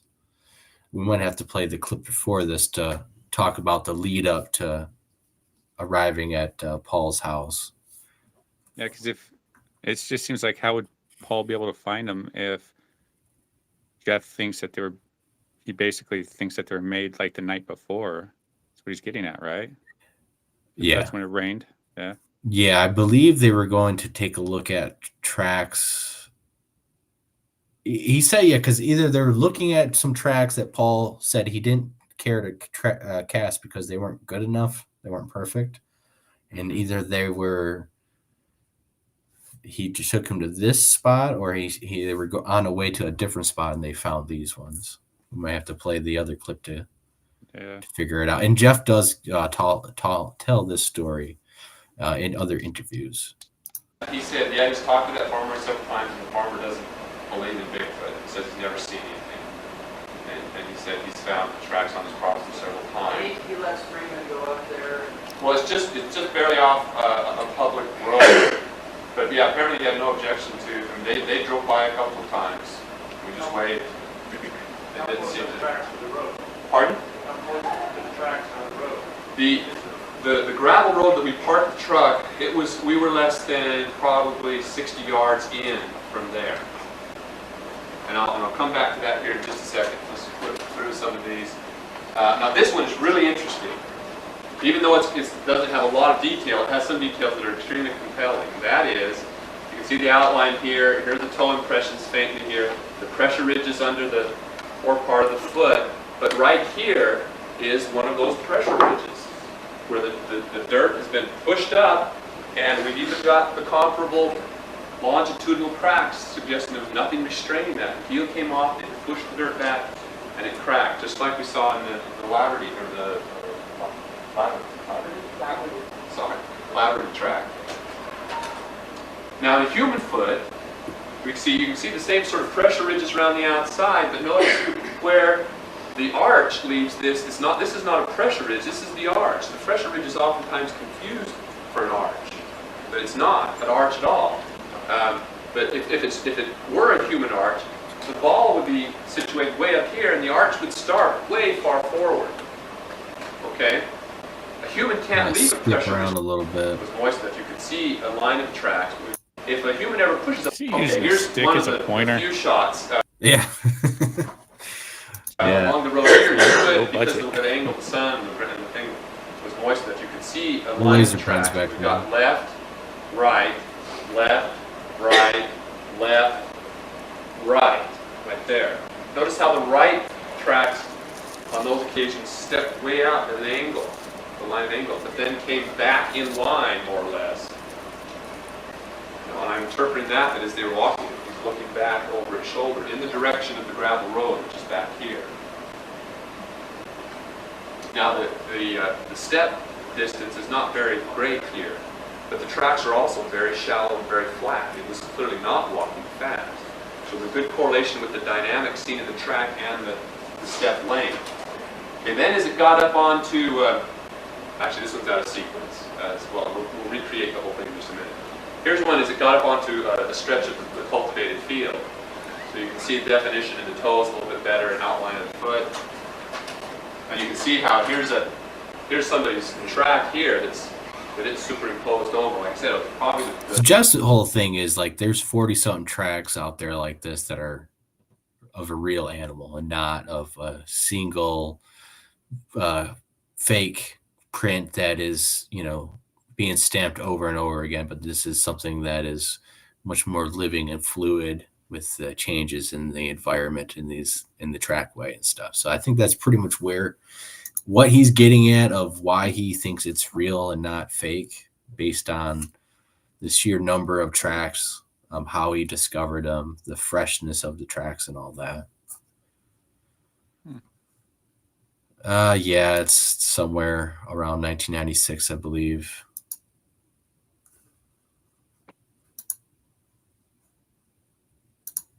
All right, we're going to share this. And this is the news interview, I think, on site the day after he filmed the Bigfoot. To say. See that track right? I might have to skip a little bit up front. See that? It's 13 inches long. But a lot to say. See that track right there? Look at that one. About Bigfoot. He must have run out of here when he heard me coming. On Thursday, August 20th, around 9 a.m., Paul says he drove deep into the Blue Mountains of northern Oregon to a place called Deduck Springs in the Umatilla National Forest. Well, I just drove up to the pond here, and I know they frequent this area in August and September.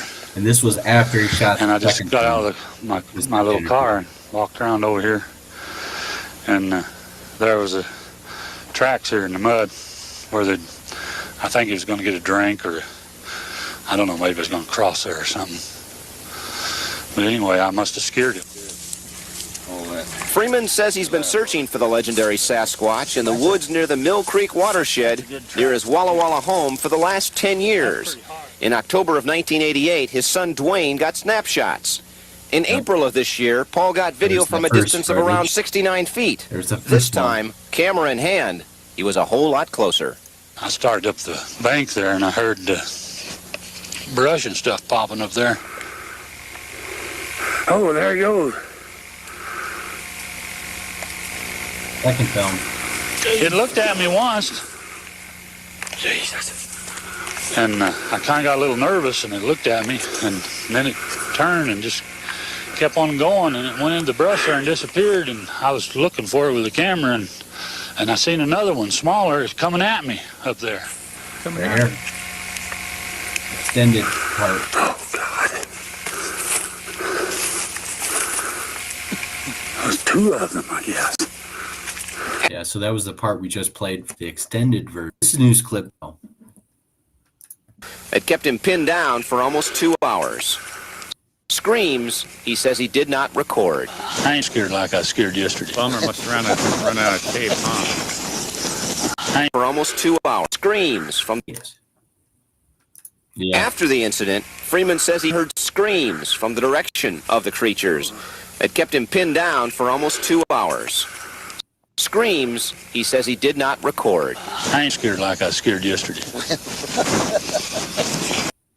All right, so there you have it, where he screams for 2 hours and was pinned down. So did he get home and he's like, honey, I'm sorry I'm late. I'm 2 hours late. Sorry, I was pinned down by a group of Bigfoots. You know, they're screaming at me. And he's like, well, where's the proof? He's like, well, I didn't record it. Oh. Well, again, I think Michael talks about this is, he was recording on all these tapes and they didn't have money for brand new tapes and stuff. So he was always recording basically over other stuff he had. So, yeah, I mean, but it's potentially, I'm just playing devil's advocate. Maybe he thought he was going to mess up the recording he already had by, he can always. That has probably always happened to him, rewind right? it.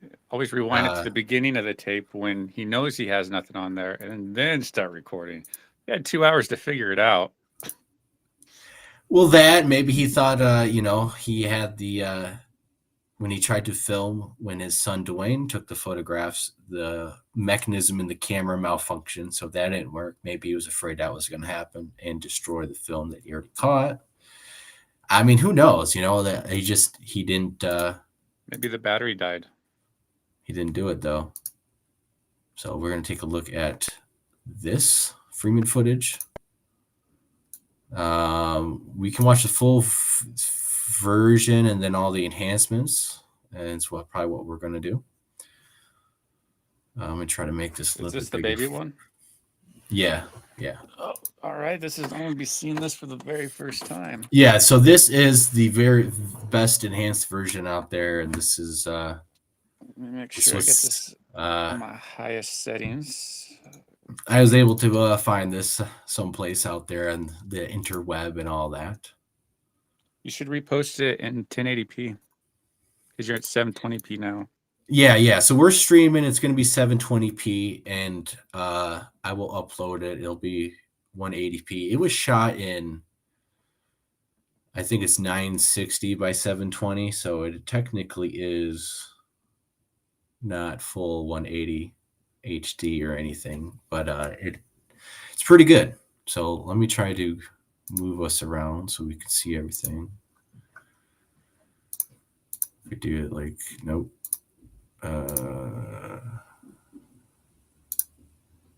Maybe we'll just do it like that. Like that. There we go. So we're going to play the full footage as it is, and then it's going to go into different breakdowns and enhancements, and the baby is going to be kind of towards the last. So we are going to be watching this a little bit before the baby happens. And there's going to be music and stuff on it. Yeah, where he's come back up, one back up. Yeah.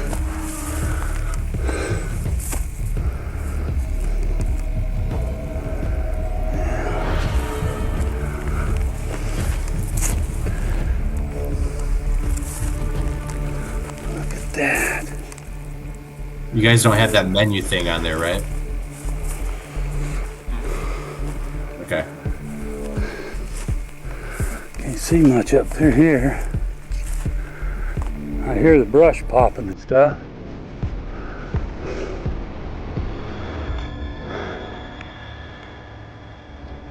Oh, there he goes.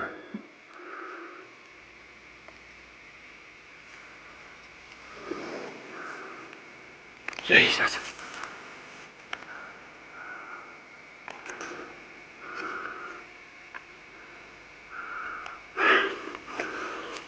Get up here where I can see him real quick. Get up here. Get a better picture of him. Where the doggone thing went? It crossed right up there. Yeah. I just wonder. It should be right here somewhere.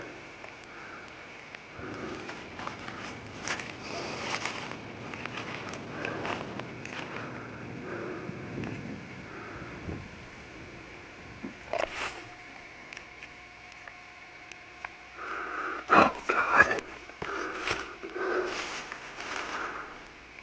There's two of them, I guess.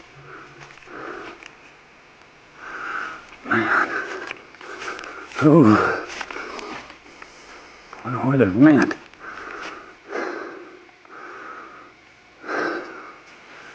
Oh God. Two of them. I always see them when I'm by myself. Never see them when it's anybody else with me.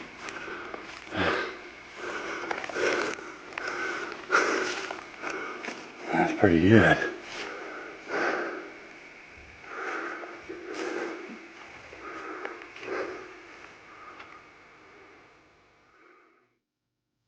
All right, so it's going to give us a closer look on different movements that the Sasquatch is doing. I think it's pretty interesting. Is this the next part's the enhancement? Yeah, this is going to be the enhancement of the different shots of the Bigfoot. Now remember, this is supposed to be a female. The tracks that they keep finding of the messed up toe. So this is going to show this head snap right here. And in my footage, she actually does this little hand movement. Bop, bop, bop. Probably discuss and show a little bit. But it very dark. You can't see it here. But her arm actually pats on something that she might be carrying. So this is going to slow down and loop around a couple times, and then it's going to fully expose everything. And so this is what everyone knows about. It's the famous footage everyone sees and has done plenty of breakdowns.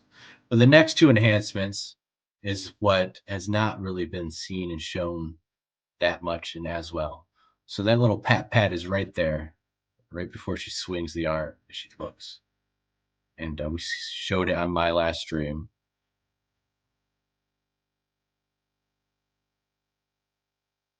Supposedly that tree is still there. It's just a lot taller.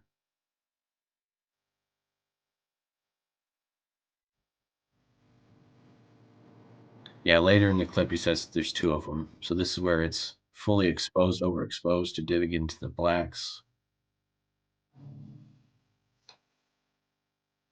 And this is where you can see a little bit stuff a little bit better.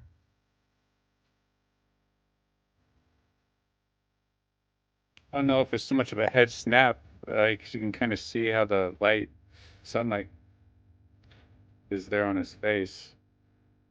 Like when it turns and stuff, yeah. Yeah. I did the breakout. To me, it looks, and we'll probably go into it after the baby sequence, but you know, because potentially it's holding a baby right now.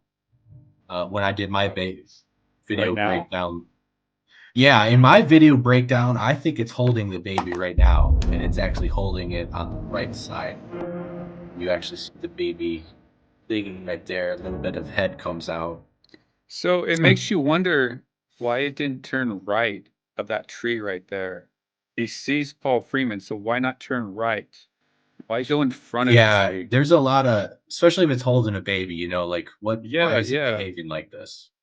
Um, so this is actually very interesting right here. This head snap, and we'll see it more. This is when it's standing behind the tree and snap, and as they enhance and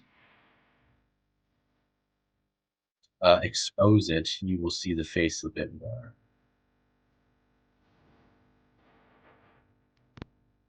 So another thing is like if this was a person in a suit, um, you know, the head is moving very fluidly compared to a person in costume, where it actually is looking at him and then it continues to look back down.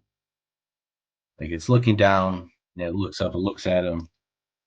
It looks back down, goes behind this tree, looks up, looks at him, looks back down, continues to walk. And as we zoom in here and look at it a bit more, you see the face a little bit better.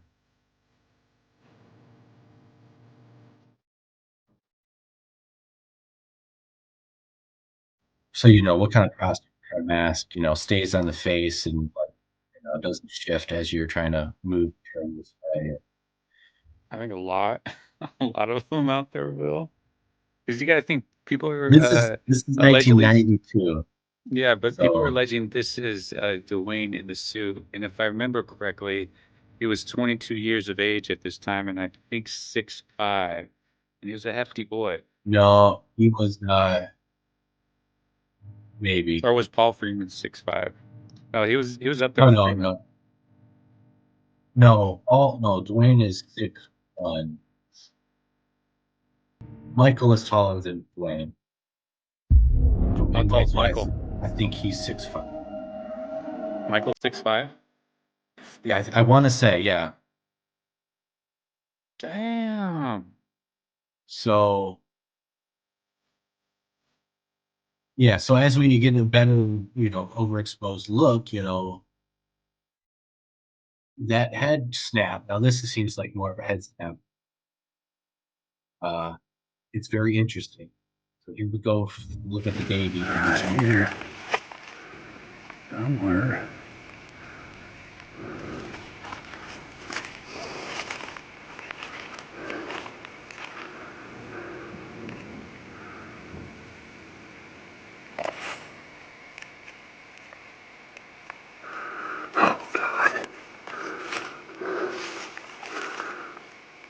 There's two of them, I guess.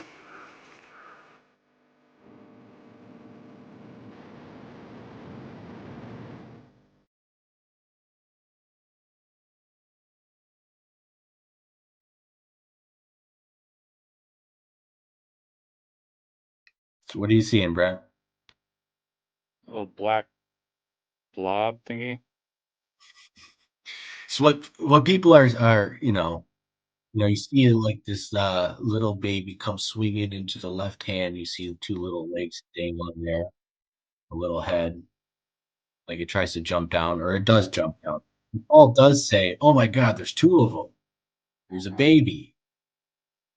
Okay. So I mean, it kind of does give it credit that now we are actually able to see what looks to be a smaller individual moving at the same time where Paul says, "Oh my God, there's two of them."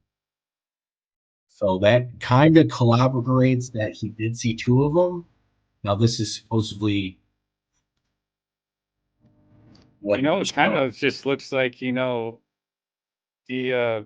Bigfoot swinging something like a doll or something with its right arm from and left I to looked right. at it, you know, I thought, well, what is it? Isn't it just the arm swinging? But the one right arm is thick. The left dangling stuff is much smaller in girth than the right arm swings. I don't think it's its arm. And Paul does say, "Oh my God, there's two of them."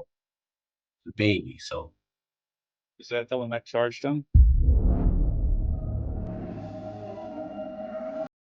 I'm not sure. This, got pinned for 2 hours after. So the baby comes swinging right there, and you see the head pop up. You see the legs dangling. That is when Paul says, "Oh my God, there's two of them. There's a baby, a smaller one." And so what I thought when I did my background is it's holding the baby in this arm. It looks down, it pats it on its butt, looks at it, and then looks back down. And it almost looks like it swings from the right side to the left side.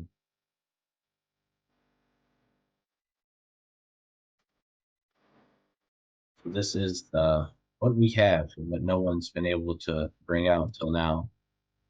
Now this footage is actually a couple years old. It has been out for 2023 in this format.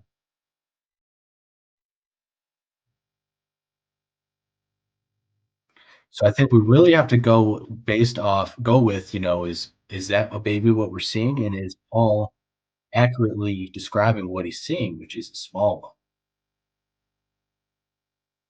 And does this video show what Paul is describing in real time? How tall does Paul say this is? Didn't he say it was like 7.5 or 8 foot tall? I think It only had 13-inch, right? It's a small little foot. And it's a female. So if it was 7 foot, so this would be 4 feet tall. Maybe 3 foot, 4 foot. And we know that Michael was what, about 5 around this time? He was 5 in 1985, or 1982. Sorry, when the first encounter happened. So we're just gonna keep playing that. In 1982, Michael was 5 years old, and Dwayne is 12 years older. So, yeah, 17. Well, Dwayne is 17 in 1982, so he is 27 in 1992. No, I thought he was 22 around the time in the late 80s, Dwayne. I don't know. I'm going off of what Michael said. He was 5 years old in 1982, and Dwayne is 12 years older. So, I don't know. But here it is. Here's the enhanced footage. And this is, it's out there in the public. You actually can find this in Michael Freeman's book that he released. He has. So where I found the first Freeman video. Yeah. Yeah, that's where these are. So you can actually rent this from your public ebook libraries and stuff, and this is out there. I had somebody send me a link. I'm like, oh wow, that's a cool video. Yeah, I saw the channel. I'm like, I will still take this. Yeah, so I thought, because there's a lot of discussions on it, and I thought, well, we need to see this footage to see. No, it's great. What everyone's talking about, and if there's potentially a baby, and to me, I'm gonna, I think it is something. I think there's something there. Yeah. And based off what Paul Freeman actually says, there's two. Now, if Paul Freeman never said there was two babies, and then all these years we're trying to say, oh, there's a baby in the footage, and this is all we got, I don't think it'd be strong enough. But we have Paul Freeman saying there's two of them, and it's not obvious that the Bigfoot is carrying one. Now, I believe Michael, and when they did the enhancement, I think they believe that the Bigfoot picks it up off of a tree or something. I'm not quite sure where that happens, but to me, it appears that the Bigfoot has the baby the entire time. I'm going to take a look at my enhancement that shows this arm movement that you can't see even in this enhancement, unfortunately. So these two, both of these enhancements of the very first footage and this famous footage are going to be up after this live show. I'll put them up, and I don't know. I shouldn't get any heat. I hope I don't get any heat, but I didn't, and I know Doug saw it, and Doug does not like me, so. Yeah, this is a little bit more now. I think you guys might have mentioned this, or I think other people might have mentioned that this might have been used, possibly being used in the next Legend Meets Science film. I'm not sure, but it's already been made public through his books. You should be fine. You can rent it from the public library and download everything. So it's it's not top secret or anything. Mm-hmm. I didn't see no copyrights or anything like that. So, all right, so let's pull up this other was stuff. only 5'9".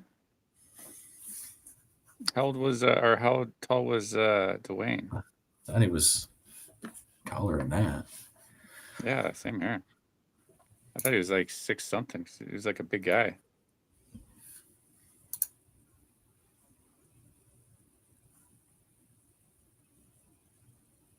Michael was 22 in 1996.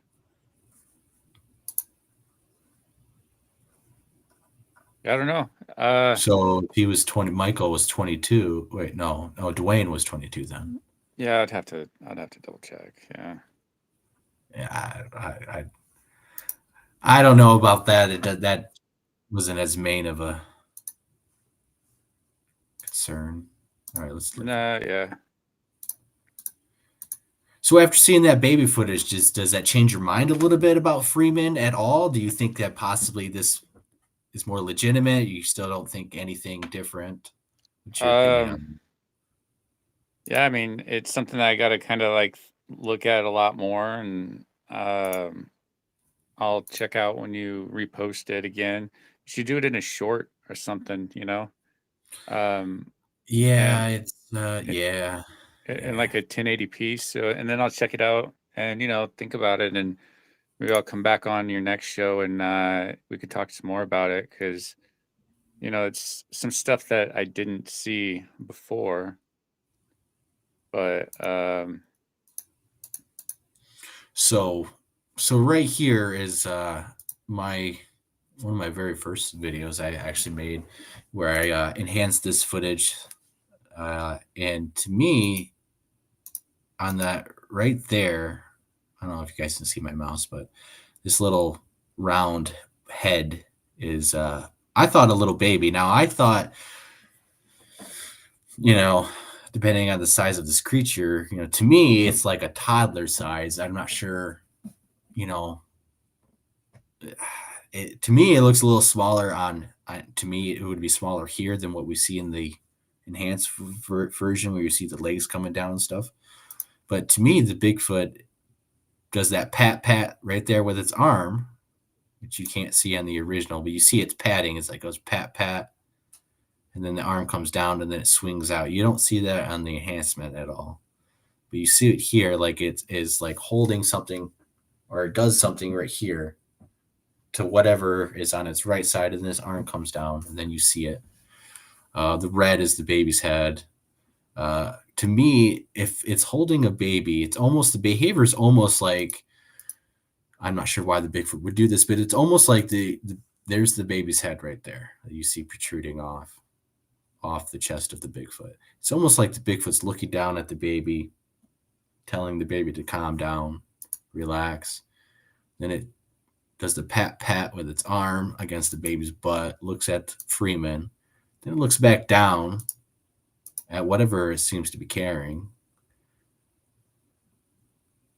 And then it stops at the tree, looks back at him, and then he moves up and sees the baby come off of the right side, because you see the hand right there is fully across its chest, and it almost like it's touching whatever it's carrying, or it pats the butt.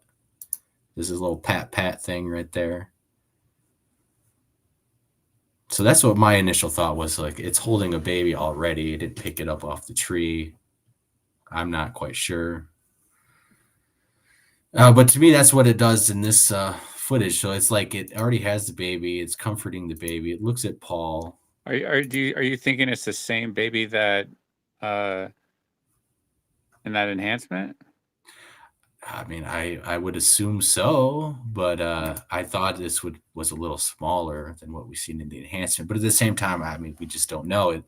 It's like a gorilla. It's clinged on to the body, so it's like wrapped on to the body, and it's on the right-hand side. And then when we see it in the enhancement, it swings from the right-hand side. It swings into the left arm. And then you see that legs kind of kick out. Like it was rustling around or something. Well, I don't think Michael. Hold on. I don't think Michael is dead. He still goes to conferences and stuff. Michael? Yeah. Yeah, Michael Freeman's still alive. Yeah, he's still alive. Yeah. I don't know if I said he was dead or. No, that's what Batman wrote.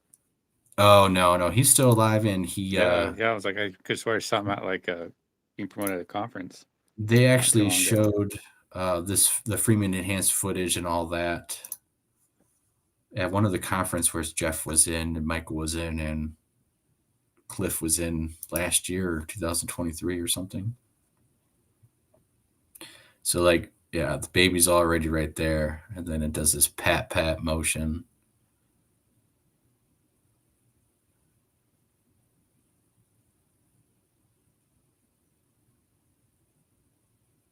Yeah, the arm comes down.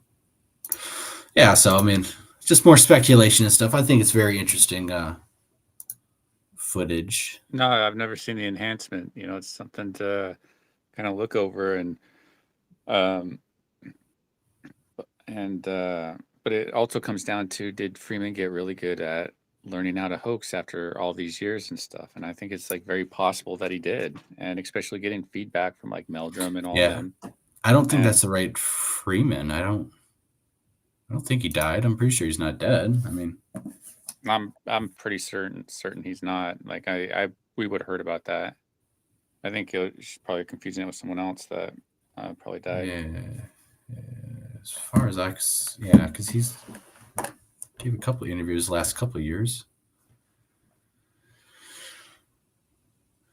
Oh. So yeah, I'll upload both sightings enhancements because they try to enhance the first footage the same exact way, and it's too hard to see. I mean, you get a little bit of movement that it kind of looks like it lurches. Well, it looks like it kind of jumps up on it. Something like that. Yeah, whatever that movement is. It jumps up or it lurches forward or something. Yeah, it kind of looks like it jumps up. When in that overexposed version, it kind of looks like it does jump up, but it looks like it's also half the size of the Bigfoot, which Freeman is saying is 7 feet, which only has 13-inch footprints. It's kind of weird, huh? Female, 7, right? 7.5 or 7 feet or 8 foot or something. That's like, those are small feet. 13 inches for 7 feet. I'm 6'2" and I got like 12-inch feet. Yeah, but I mean, that's like small. We'd have to get into Jeff and stuff because remember, because I thought they believe the same had tracks big feet, are right. Women have smaller feet than men, so maybe it's the same for that. But 7 foot though. 7 foot. So, but then they track this female. That looked like a big girl in there. That female is they found their tracks all over the place by different people. So Sutherland and Paul Freeman, yeah. West and his and their little band and group there that they had. So they're able to conclude that it's a real animal based upon its medical disability, and that they tracked it all over the place, I guess. Or did Freeman realize he needed to make a marker to indicate that they are tracking one individual to add validity to the story? I don't know. So that's what goes in my mind, my whole conspiracy mind. It's like, well, what would be the counter to that? I'd be like, that'd be a smart one by Freeman. And then West just picks it up to just kind of adds his own evidence to Freeman's, kind of building off his and stuff. It's like, see much up through here. Well, I mean, let's take a look. If this was a costume, especially when it does this head turning right here, this one where it's overlooking behind the tree and stuff, you really think that that's a costume that's doing that? I mean, yeah, sure. I mean, having a detached head, but I also think that it's the light when the figure is turning its head, it's also there's more light reflecting off of its head because it's going through a sunlight patch right there. As you can see on the back branch of the trees there, how its top head is kind of going through a sunlight patch. So I think I think it makes it look more unusual than what it is. But having the figure turned its head in video 1 too, so it's like, But again, Well, why would it do that? Why would it go that route? Why is it being so casual? Why? my thought was maybe there's another individual out there watching to make sure nothing happens because as behavior, why would a Bigfoot go in front of you and stop and do that sort of things unless Paul was really seeing them out there and that they kind of got used to him. And Well, what's your thoughts about video 1? You think that's do you think that's the same individual or a real Bigfoot? I don't know if it's the video same 1? individual, but I think that lurching movement and the enhancement is pretty interesting. I'm not sure because you got to think like when people are in That's video costumes. 2, right? That No. you're talking about? The very first one. Oh, okay. With the enhancement where he Okay. jumps up or lurches. If you got to think if someone's in a costume and they're trying to fake stuff, a lot of times I would assume that it's going to be very simple. It's not okay. You're going to jump off your knees, land on your feet, lurch forward this way, and then kind of act normal and stuff. It seems weird how it goes into the snow and stuff like that, but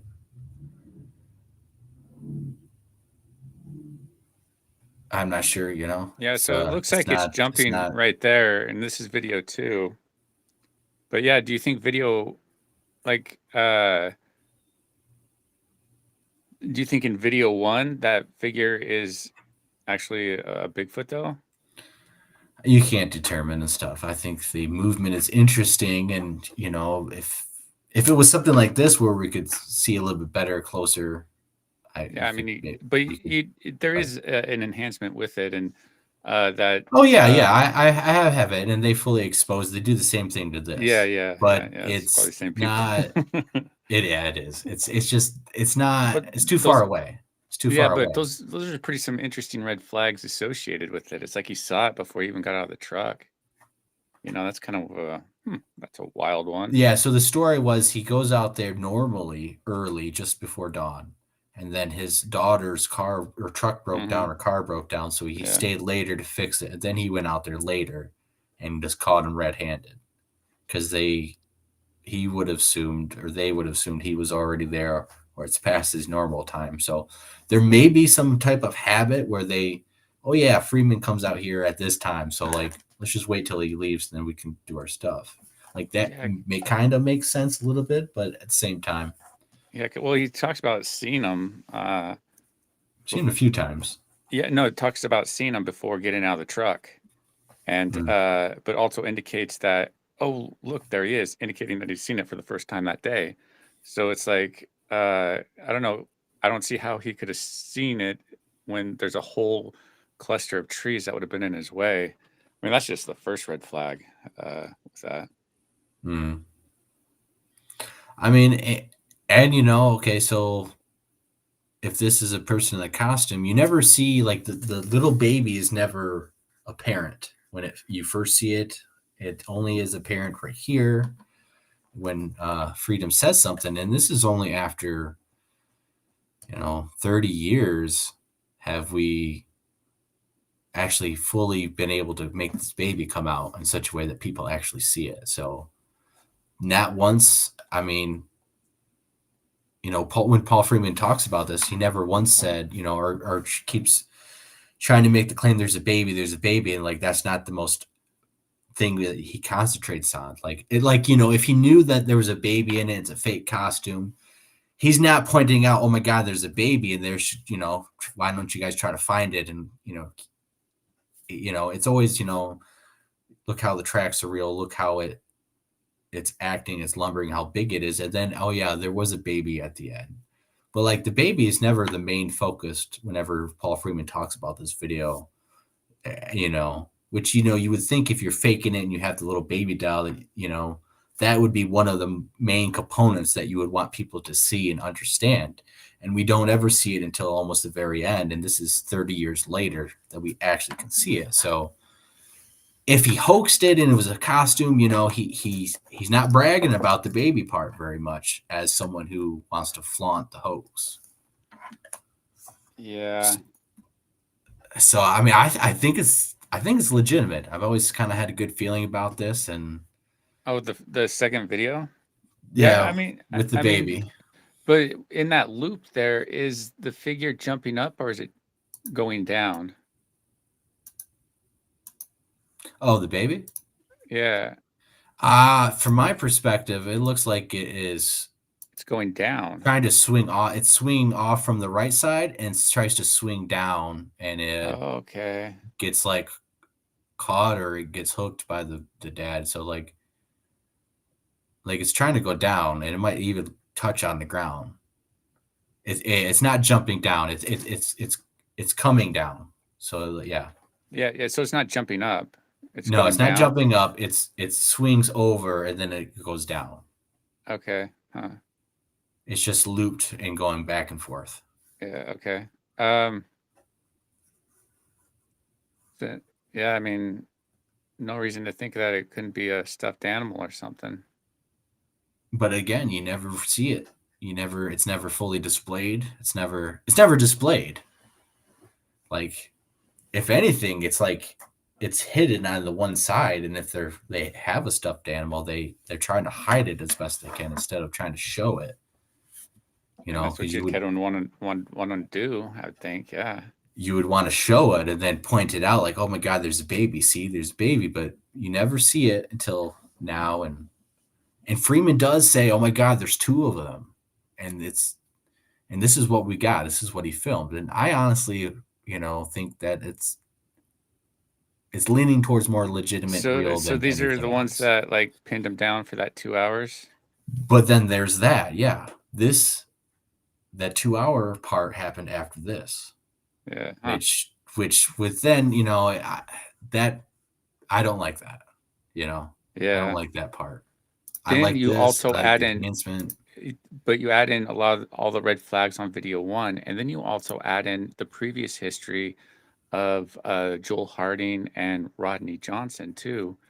So that there is also kind of like some really big red flags against him of like, man, should we even trust this guy? And you have to rely a little bit on everyone's expertise, whether you believe the expertise of Jeff Meldrum and Brackman on some of these tracks that they view are as legitimate, because they do admit some of the tracks are wonky or had been faked by other people. Michael says that his dad found fake tracks by the local people faking them out, and that's why he ended up stopping. Or you have to believe the expertise of the Border Patrol agent, Mr. Harding, and the forest rangers.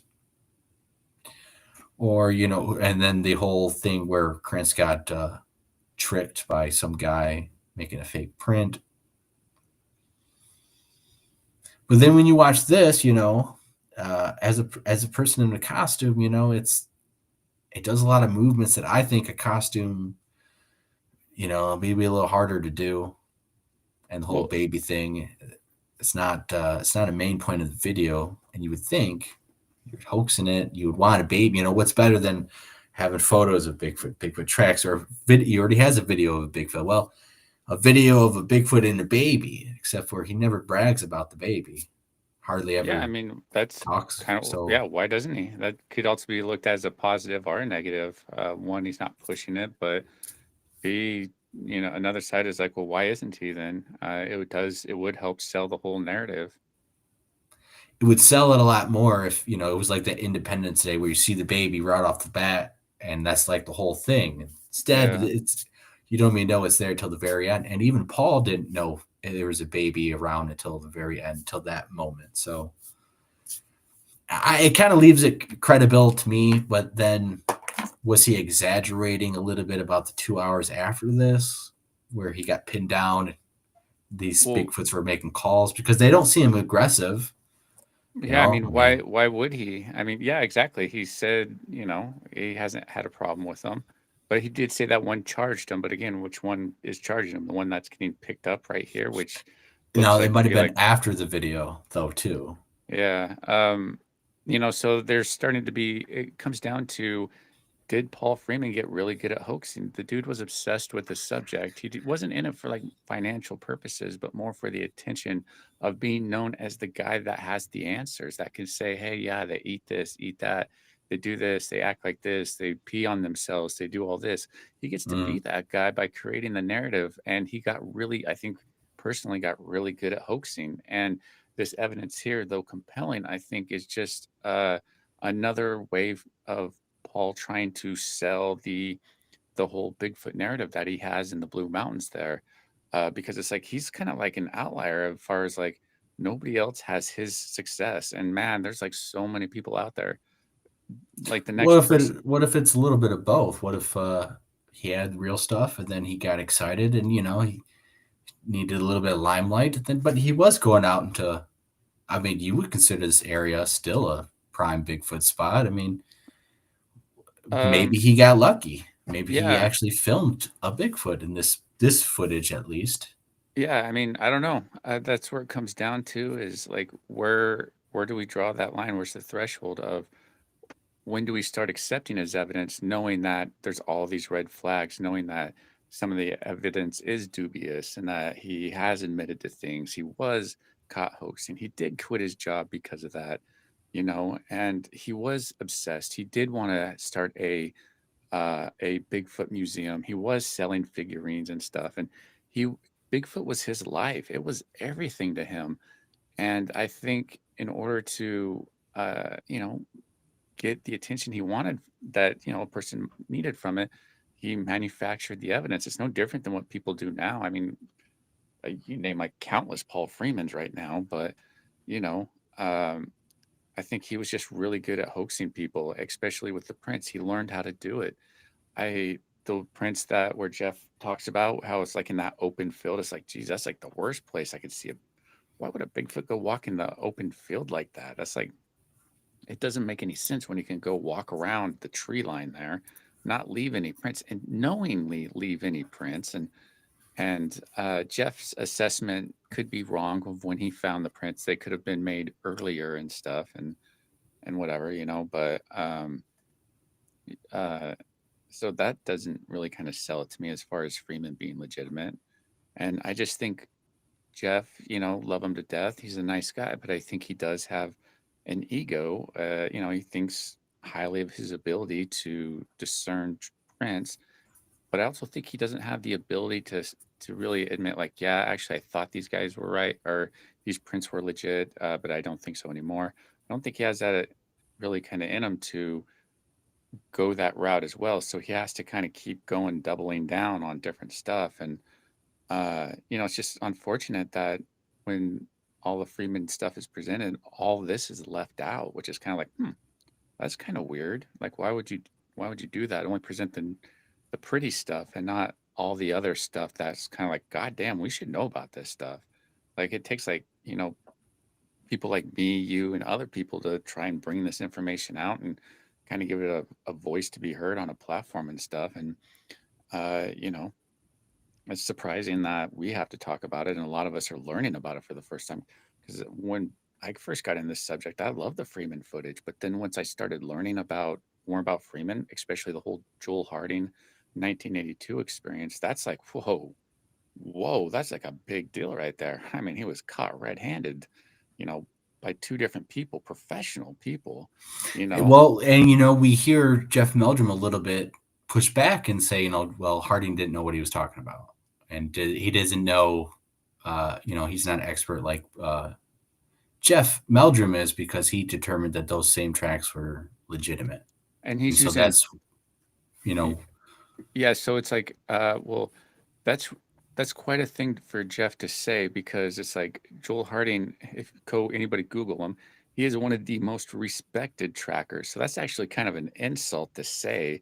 But what else can Jeff say to counter what Joel Harding is? It is presenting all the facts against the Freeman prints, that's one of the only things he can say, because it's like that's really all he got. But it comes down to Joel Harding is trained in a live foot, what a living foot is, and those were not living feet that made those prints.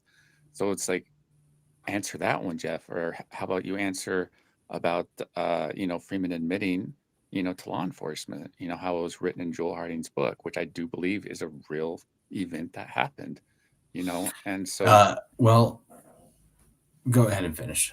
Yeah, so it's like that's a lot of evidence to show a person's character, and so it's like Joel Harding seems to be a legitimate source, a legitimate person. Rodney Johnson seems like he had the same exact assessment as Joel Harding, but he was actually there first. And, a lot of money and time went into figuring out if these prints were real, and they weren't. And when Joel Harding was down there, because Freeman was there, Freeman's boss was there, Joel Harding was there, all at this print line or the track line. And Joel Harding saying, yeah, this is actually not, this is why it's not real, blah, blah, blah. And it's like saying all this stuff, showing why it's not real. He gives a whole report of why it's not real, a whole memorandum that he wrote out. Same with Rodney Johnson, well, why it's not real. And during that whole process, Freeman kind of backed out and disappeared and then quit his job. And he left Walla Walla for a few years and then came back. And so that's the guy we're supposed to believe, caught this really amazing video 2 footage and stuff, or has found all these prints that people like Jeff Meldrum sign off on, but again, it comes down to, could Jeff be wrong? Could Grover be wrong? And I say, yes, they can be. So that's why I have my position of, I really do think Freeman is a hoaxer. And I think all his evidence, especially the videos, are fake. They're not real. And I think he got really good at faking prints and stuff, especially making ones that he could create a storyline with, like, oh, it's this one here, blah, blah, blah. It just has more validity to it. And, this was Paul's life, Bigfoot was his life and stuff. And, it's, he was the guy that everybody went to for answers and stuff. And, but something else that's kind of important is none of the Bigfoot researchers at the time believed him.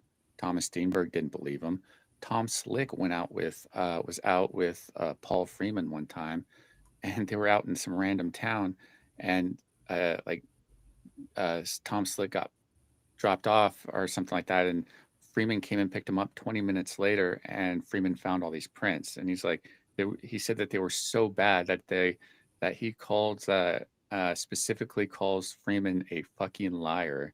That's what Tom Slick, who was a respected researcher at the time and stuff, that's what he thought of Freeman, and so it's like that there is also kind of an indicator that we should listen to, because again, the only people that are telling us that we should listen to, that we should believe in Freeman is people like Grover Krantz and Meldrum, and then you have the people from that of like the Barack Men's, the people who trickle down from that. So, but it again comes down to, look at, I don't know. It's everybody, I guess, gets to make their own decision on when are they going to start accepting evidence from Freeman on not believing that, the stuff he's presenting isn't real. Everybody has that whole thing. For me, it's like, man, it's when somebody lies to me and deceives me and tries to manipulate me, it's like, man, that's like, fool me once, shame on me. Fool me once, shame on you. Fool me twice, shame on me. It's really what it comes down to.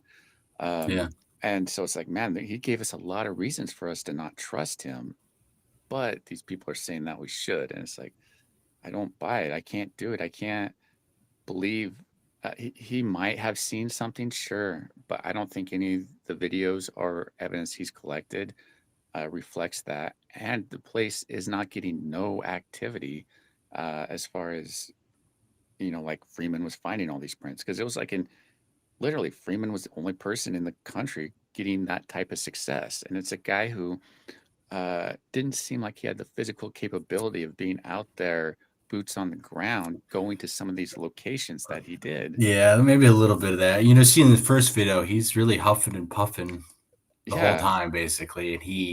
And there could be a lot of excitement and stuff too, but yeah, if you look like you're not physically fit enough to really, how far are you really going out there? I say the same thing. So but I think that's why we're going to take another part 3, and we're going to take a look about the actual tracks about both sides, how Cliff and Meldrum think some of the tracks are real. We'll try to find some clips of them admitting some of the stuff's fake, how they're fake. Some of the early stuff with Harding, some of that, which we heard a little bit of Renee talking about that, of there's 2 left prints stacked on top of each other, pretty much left and a left instead of left and right, how the toes are displayed certain ways and other ways they're very straight and funky looking. And we showed some pictures of that. Yeah, Renee was pretty much was kind of on his ass, and because I think he kind of knew, and was just more voices whatever about it, because I think Krantz specifically needed someone like Freeman to better advance his own personal agenda. I think he had to promote the Sasquatch species. And again, I showed in that one video that Krantz himself is fallible and he can be hoaxed. And I think Meldrum can easily have the same thing done to him. And I think we are looking at Freeman as a guy who got really good at it, got really good. He understood the feedback of what people were telling him, of like the whole dermal ridges. I think that was just a chance thing that he learned about those when dermal ridges are kind of tricky, because we know that just the plaster Paris can create what looks like dermal ridges, and they're not. It's inhibiting, and the consistency, the ground, the temperature. So there's a lot of factors when it comes into that.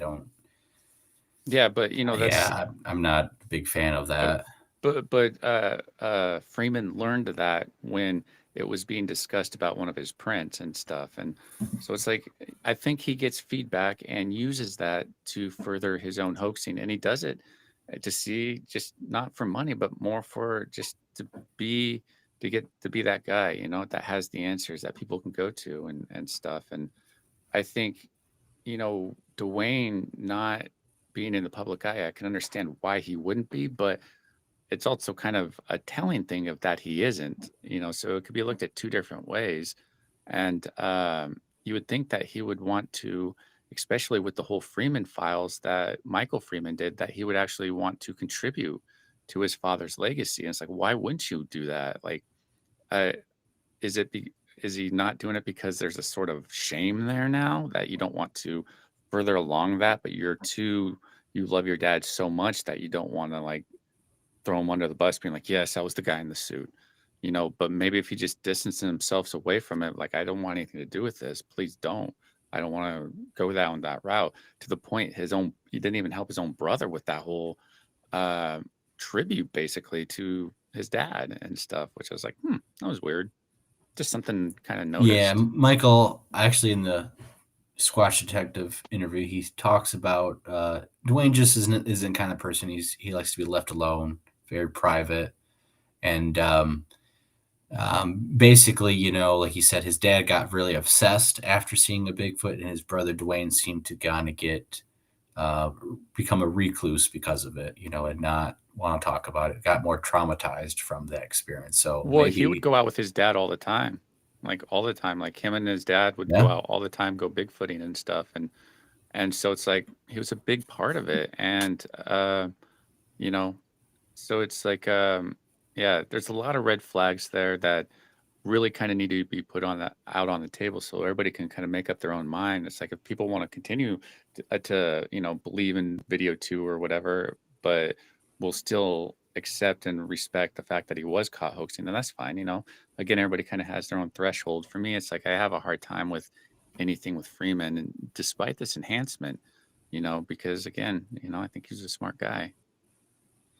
Yeah, I think maybe it'd be a lot better to get some answer from Dwayne to see how he gives the interview and what he says. It definitely would help.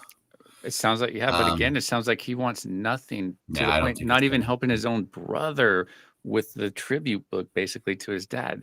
For me, that's kind of like a red flag. It's like my spidey senses go up like, that's not normal. There's something going on there in my mind, is where my mind goes, right? There's something going on there, because why wouldn't he do something, especially when he was such a big part of it? He could be such a big voice in that book to give verification. He didn't. And so that's like, Oh, I agree. I mean, that was my issue with him on the first show was, how come we don't hear about it? We don't hear about. He's never really gave an interview. I don't think he's ever gave an interview. he's Never talked to never, like, anyone. never, ever, like, he is a ghost. Yeah. And so, but again, I'm introverted. I don't really like people and dealing with people or whatever. So it's I like, mean, I maybe get it that's just too. him. Yeah, I get that point too. So it's again, it's just, it's good that you're talking about it. And I'm gonna look at that. I'm gonna watch your enhancement, or when you post that enhancement on there in the 1080p, Yeah. and kind of really look at it, throw it up on the TV, and I'll come back on and have a little discussion briefly with you on your next video that you're doing with Freeman, and kind of, see if it changed anything or what. Yeah, because I know some people have seen it. It's been out for a while, and some people think it's a baby. Some people don't see anything. I've heard seen some comments about Oh, that there's definitely already. something there. It's definitely something. I mean, you can't deny I think that. it's interesting. Regardless, I think the video in and of itself is very interesting, especially with the baby movement we finally get to see. And we're gonna take a look about the tracks and how they match and all that. So maybe they'll get some more in-depth detail about how it's real on the track end of it, not even the footage and all that we see. But So again, 13 inches off of a 7-footer, man, that's like, those are tiny feet, man. Those are like little nubby feet, like little baby feet. Yeah, but if you look at We got humans, little baby Bigfoots out there. humans have all kinds of feet, and there's tiny women with gigantic feet, and there's tall, big women with tiny feet. But what a So, little, but those are small feet to, like, that's a lot of weight for that small little, for that. But we also have to understand that Sasquatches are not built like humans. Their bone structure and muscle density and tissues are completely different and built differently. True. So, and their genetics, genetically, they're different. So, like, genetics play a lot more difference in when it comes to like that body mass ratio, where there's only so big of a body that can support that. Well, genetically, things don't necessarily equal that same measurement physically. Does that look like a big girl? I look like She does. a big girl. He does. She looks like, I mean, as big as Patty, if not bigger. Bigger, yeah. That's like, man, that's some serious weight, man. Those ankles, man. Whew, those ankles. But again, as long as overtime. your ligaments and your muscles and your bone density is strong enough to hold all that and support all that, and genetically it's made for it. It's not impossible. It's certainly not like watching an obese person with those tiny ass ankles with the fat over it, and with the cankles and stuff. Yeah, and you can actually tell like they're having issues. Instead of, we don't see any issues, no hobbling, no struggle, nothing like that. So maybe it's just like one of those anomalies where she was born with small feet. Yeah, you never know. She's just the odd one out. So I appreciate you coming on, Brent. It was good to get your intake and view on that. Yeah, good man. to see you. Hope you're doing good. Yeah, you too, man. Been getting out there and stuff. So trying when it's warm. When it's warm. Yeah. Yeah. So probably next Tuesday we'll have part 3. We'll have more foot tracks, both sides, talking about why they believe and they don't believe Mr. Freeman. And if you guys have any other interviews or clips with Mr. Freeman talking about maybe some extra details that we haven't heard, that'd be always wonderful, because there are a couple details like the being pinned down for 2 hours. You don't hear too much, but supposedly it happened. And there's a really good one where a guy gives a presentation about Paul Freeman's evidence. So he actually does a pretty thorough assessment of it. Not like a deep dive into it, but he gives like the general bullet points. But yeah, that's where I learned about the him getting pinned down and all that stuff, like hiding in the hollow log area. See, that's where you're getting that extra detail because I've only heard about it from this little news clip and it's like 10 seconds. So yeah. So if you check that out, that's where I got that from. All right. All right. I thank everyone for joining in, watching the show, participating in the chat. I appreciate everyone. It's always fun. So hopefully everyone's going to have a good rest of their night. It's Wednesday morning, I'm sure. Getting there. Yeah. Got to get some sleep. Got to get some rest. Got some things to do. But yeah. So. All right. Cool, Matt. I'll chat with you later. All right. Take it easy, man. All right. See ya. All right. God bless each and every one of you and hope you have a wonderful rest of the night. If you guys have any comments, questions, or concerns, you guys can message me at the Lost Cryptids Conservatory on Facebook page, Facebook group. You can also email me. I don't have the banner up, but it's blake.442dodge@gmail.com. That way you can send me stuff, ask me stuff directly, and things like that. All right. See you next time.